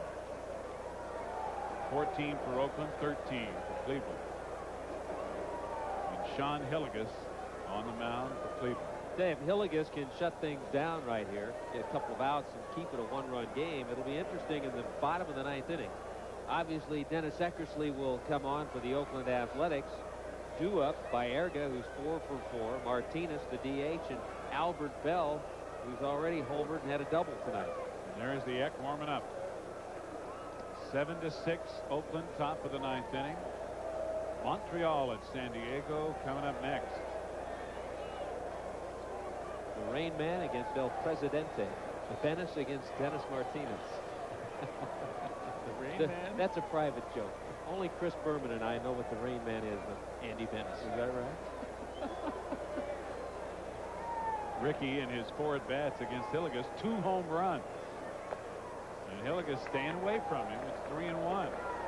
Now, last year, early in the season, first half of the season, Andy Bennis had 3 or 4 ball games where he either got rained out or he pitched during a rain delay. And so they started calling him the Rain Man. This was in San Diego? In San Diego and on the road. And on the road. So Mostly on the road. Much in San Diego. Mostly on the road. Ball 4. Hillegas appeared to really want no part of Henderson. I'm sure Hillegas knows that Ricky's hit 2 home runs against him. Well, he didn't want any part of that Henderson, but now he has another Henderson to deal with. Dave Henderson 1 for 4. Had a bunt base hit, scored a run in the 5th inning. So Oakland now with runners at first and second, 1 out.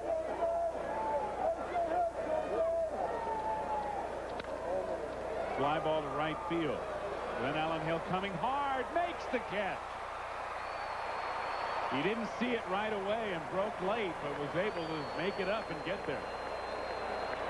I'll tell you what, there's no question that the Cleveland Indians got themselves a couple of fine young outfielders in Glenn Allen Hill and Mark Whitten.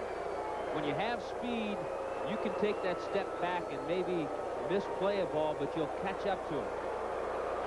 And Glenn Allen never takes his eye out. Look at the concentration as he comes in, knows he has to get down and slide, make that type of catch. That's a good play. And a big second out here in the 9th inning.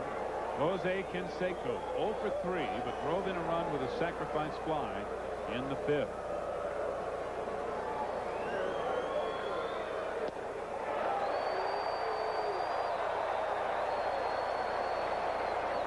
Canseco had a heck of a June after a slow start. He's at 5 in July.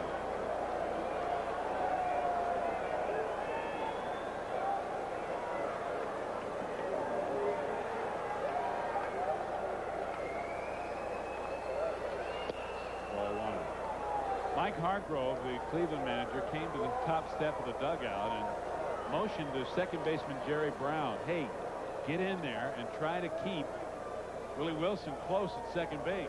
Don't let him be taking that big lead and try to score. He's right behind Gordy McKenzie, who's standing there at the top of the dugout. Canseco with another big cut. 1-2. Well, this is power against power. 94-mile-an-hour fastball.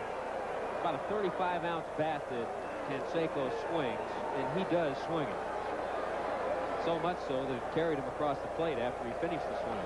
Not only was it 94 miles an hour, it was over the outside corner at the knee. One tough pitch. Outside, 2-2.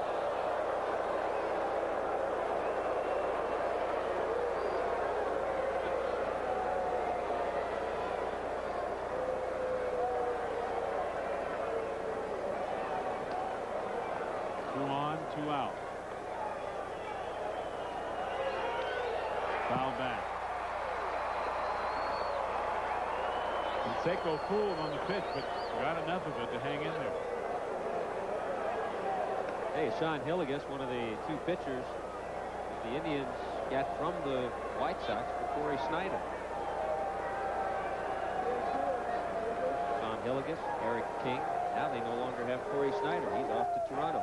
And you can put those guys in the same boat with Whitten, Hill, and the others as part of the plan here in Cleveland. 3-2. Now the runners, Wilson at second and Henderson at first, will be moving on the pitch. Really have to try to keep the ball in the infield now, too, if you're an infielder. even if you know that you can't throw Canseco out at first base. Try to knock it down so Willie Wilson can't score. Ball 4, and the bases are loaded.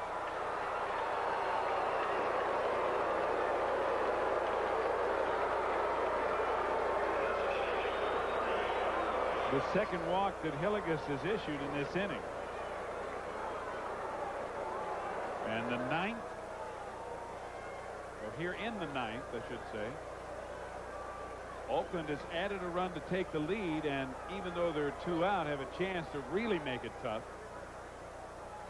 With a base hit here, the bases are loaded for Harold Bain.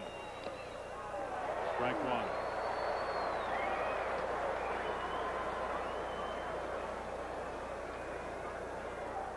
Harold Baines this year 4 for 9 with 2 home runs with the bases loaded.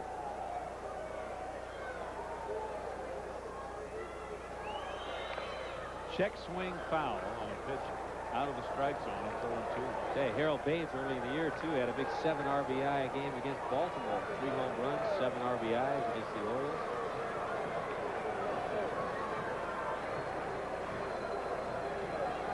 I'll tell you what, that right there, you can see Harold shaking his head.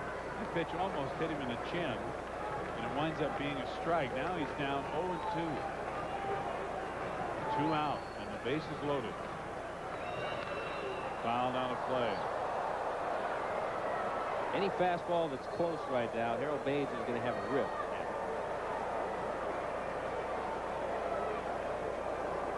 That time, Hillegas got up to 95 miles an hour.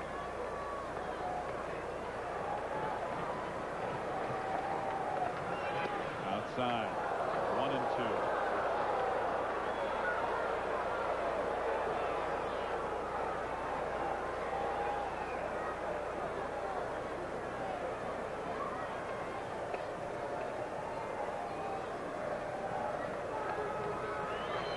In the dirt. 2-2. Say you can throw a ball 95 miles an hour. You're going to always get that extra look.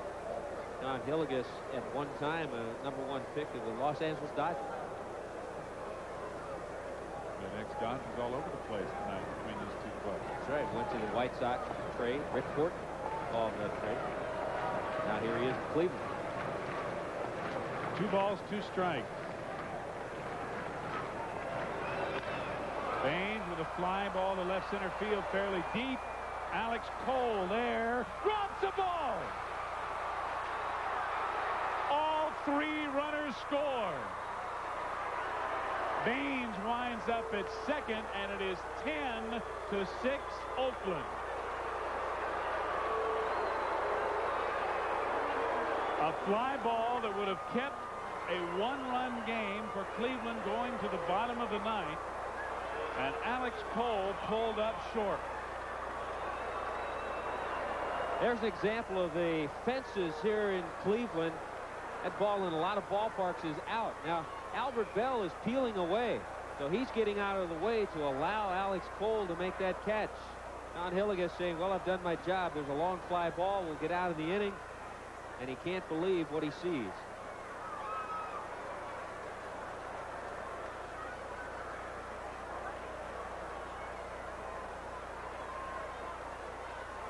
A 2-base, 3-run error.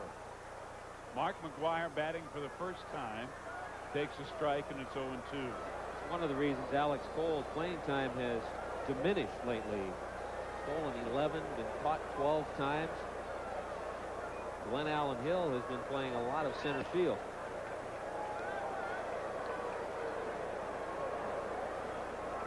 But again, with the move that Mike Hargrove had to make, Whitten leaving the game with some tenderness in his foot, Hill had to go to right field, and Alex Cole entered the ball game.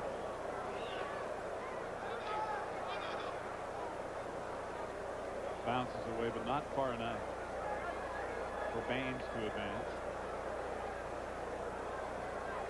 And it's really a tough note for the Indians to kind of end things on unless they have a dramatic comeback at the bottom of the inning because of the way they've played the rest of the ball game tonight. They jumped out to a lead, then Oakland came back, then Cleveland tied it up the first time. Oakland got 3 more runs in the 5th, But Cleveland battled back, tied it again at 6 in the 7th inning. But the wheels have come off here in the 9th. First of all, the A's got a run when Gallego opened this inning with a double. And Willie Wilson pinch hit with a single to right to drive him in. And that really should have been it. But with the bases loaded, Harold Baines with a deep fly, and now McGuire punched out on strikes to finally end the inning. 4-run score here in the 9th. We go to the bottom of the 9th with Oakland up.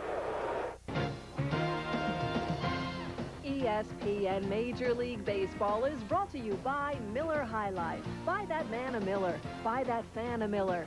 By Nike, who reminds you to just do it. And by Minwood Wax Finishes. With Minwax, it's easy to make wood beautiful.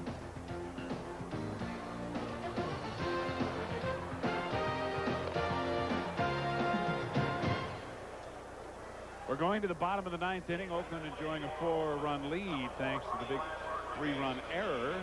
And Dennis Eckersley is on for Oakland. And before the game, Tommy Hutton talked to him about the A's bullpen. Well, there was no scene. There was a lot of new faces at the start, the start of the year. I think now we've got everybody back, and it's taken them a while to sort of get familiar with their roles again. And it's a good time for everybody to get back with it because we're 6 out and we got about 70 games left. So hopefully we can bring it back. Eck really thinks that the bullpen's going to be the key, but Tony La Russa says, hey, we got to start hitting. Carlos Baerga has had a 4-hit night tonight, and Baerga 4 for 4 may not have 5 for 5 unless this ball, and it does, falls away from Lansford. It is his 3rd career 4-hit game and the 2nd for Baerga this year. There's Lansford, who is in at 3rd base now after pinch hitting, staying in the game. Mike Gallego has moved from 2nd base to shortstop with Mike Bordick out of there. And Scott Hemond is into the game at 2nd base where Gallego had originally played. And of course Eckersley on the mound. Strike 2. One of the things that La Russa has always had, a lot of versatile players that he can move around, especially in the infield positions. And he's been able to do that tonight going to his bench. And Cleveland's defense has really cost him tonight. 3 errors in the game, and 2 of them leading to big innings for Oakland that have been the difference. Cleveland has made, with their 3 errors tonight, 76 so far this year. Only, surprisingly, Toronto, with 79 starting play tonight, have made more errors than Cleveland. Yet Toronto, with the most errors in the American League, is in 1st place. Cleveland, with the 2nd most, is in last place. Yeah, I'd have to say that's one of the most unusual statistics of 1991. Baerga with a looper, and he's 5 for 5. Carlos Baerga, Mr. Perfect tonight. Let's get an update from John. And the only thing he hasn't done was come up with the bases loaded like Ken Griffey Jr. here against Lee Guterman. And he delivers the grand slam, 11th home run of the year. Gary Reedus of the Pirates is a grand slam. Todd Benzinger of the Royals is a grand slam. Randy Billigan of the Orioles as well, tying a major league record with 4 in one day. Back to Steve and Tommy. Thank you, John. A base hit by Carlos Martinez. Baerga going to 3rd. And Cleveland is not lying down in the bottom of the 9th, even though they're down by 4. Well, get another runner on. It's Grand Slam territory. John Saunders just telling us all the Grand Slams in the major leagues today. Grand Slam night here at the ballpark this evening, no matter what ballpark you happen to be at. You know, and Dennis Eckersley will admit that he himself has been part of the problem. Even though he has 24 saves, Eckersley at this time last year had an 0.50 earned run average with 25 saves, and he's allowed 7 home runs this year. That's a lot for him. Well, there have been years where Eckersley has not even allowed 1 home run. He's been one of the toughest to homer against in all of baseball.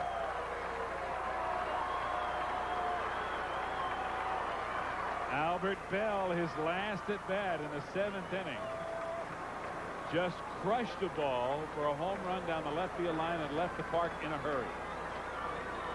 Well, Albert Bell got that breaking ball in the inside part of the plate.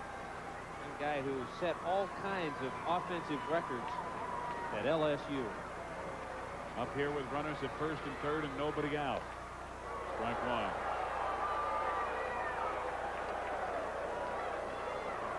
He has scored 2 runs, driven in 2 runs. Tim asked John Shulock right there. Sometimes when a hitter swings at a pitch, he wants to know if it was a strike that he swung at. He just asked John Shulock, was that a strike? That was not a strike, but he fouled it off anyway, and it's 0-2. Yeah, he doesn't even need to ask him on that. He knows. Albert Bell is what you might term an aggressive hitter. He hits the ball hard. He hits the ball on the ground and does ground into a lot of double plays. The A's would gladly take one here and allow Baerga to score as they're up by 4.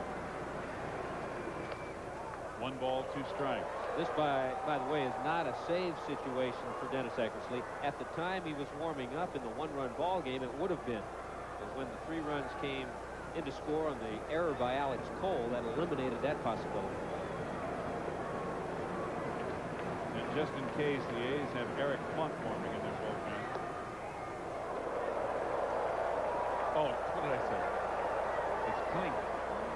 Well, it's the same as Kerplunk. It's the same sound, right? Kerplunk, Klink. Colonel Klink warming in the bullpen. So you're not an infielder with the last name Klink. Klink, yeah. Joe Klink. He has good hands, believe it or not. Popped up, but it's going to be out of play behind the Indians dugout.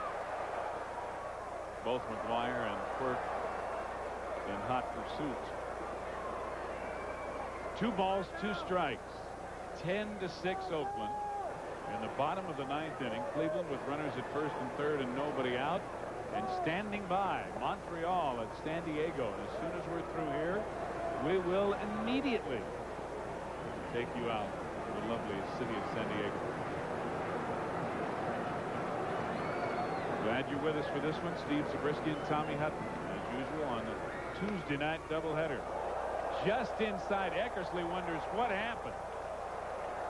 He thought he had strike 3, and now it's 3-2. Hey, all night we've seen John Shulock with that close pitch, be it the inside or outside corner, has not given it to the pitcher. You stayed consistent with it. Very narrow strike zone, and it has been that way all evening. Eckersley mortified. High bouncer in front of the plate. Eckersley will go to first. No chance for a double play. And no chance for Baerga to come home. So now runners are at second and third with 1 out. I'll bring up Jerry Brown, who's batting for the 2nd time. He entered the game in the 7th inning and tapped back to the pitcher. Actually hit the ball pretty hard back to the pitcher. Batting just .203.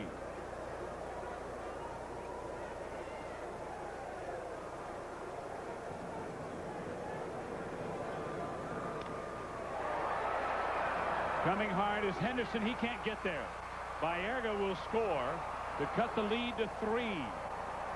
And again, Cleveland with runners at first and third. An RBI for Jerry Brown.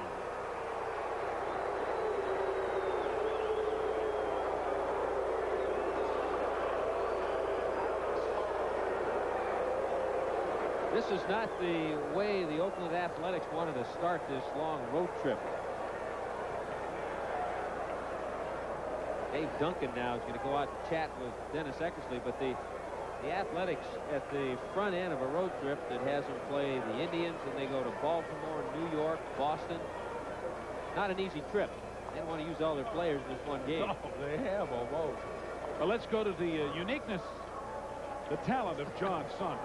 Yeah, but nothing more unique than what you're about to see here. Doug DeCenzo with this squeeze. It scores Wilkins. Rob Dibble throws the ball at DeCenzo as he's running down the line. It gets away. He goes to second, and Dibble is tossed from the game.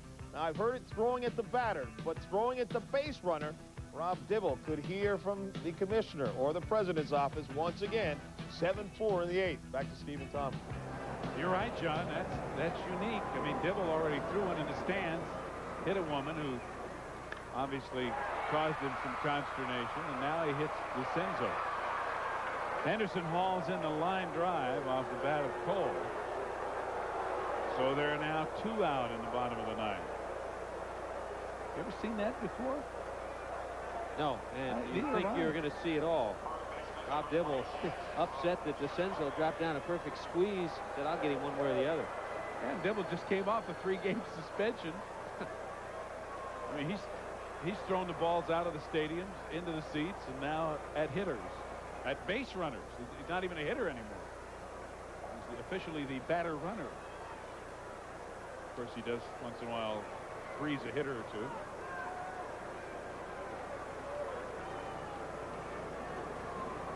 Brooke Jacoby 1 for 4. Ball 1.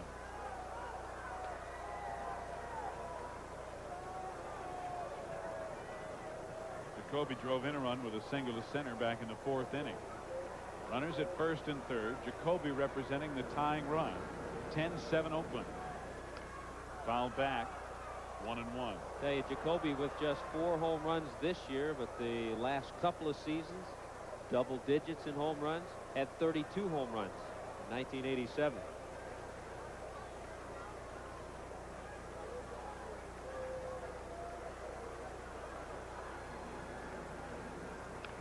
Fouled back again. 1-2.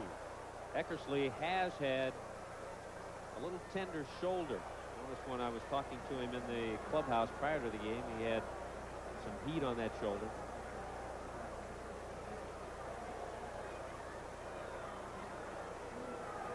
He has a strenuous and is very faithful to his workout regimen. There goes the runner from first. Brown, and this ball deep. Foul ball. Holy mackerel. Oh. We almost had another tie game as Jacoby missed a 3-run homer by inches.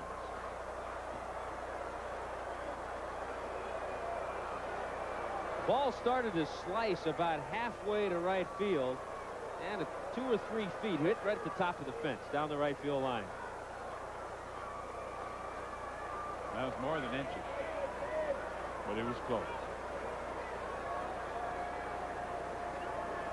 Well, that put a buzz in the crowd that remains. 1 ball, 2 strikes.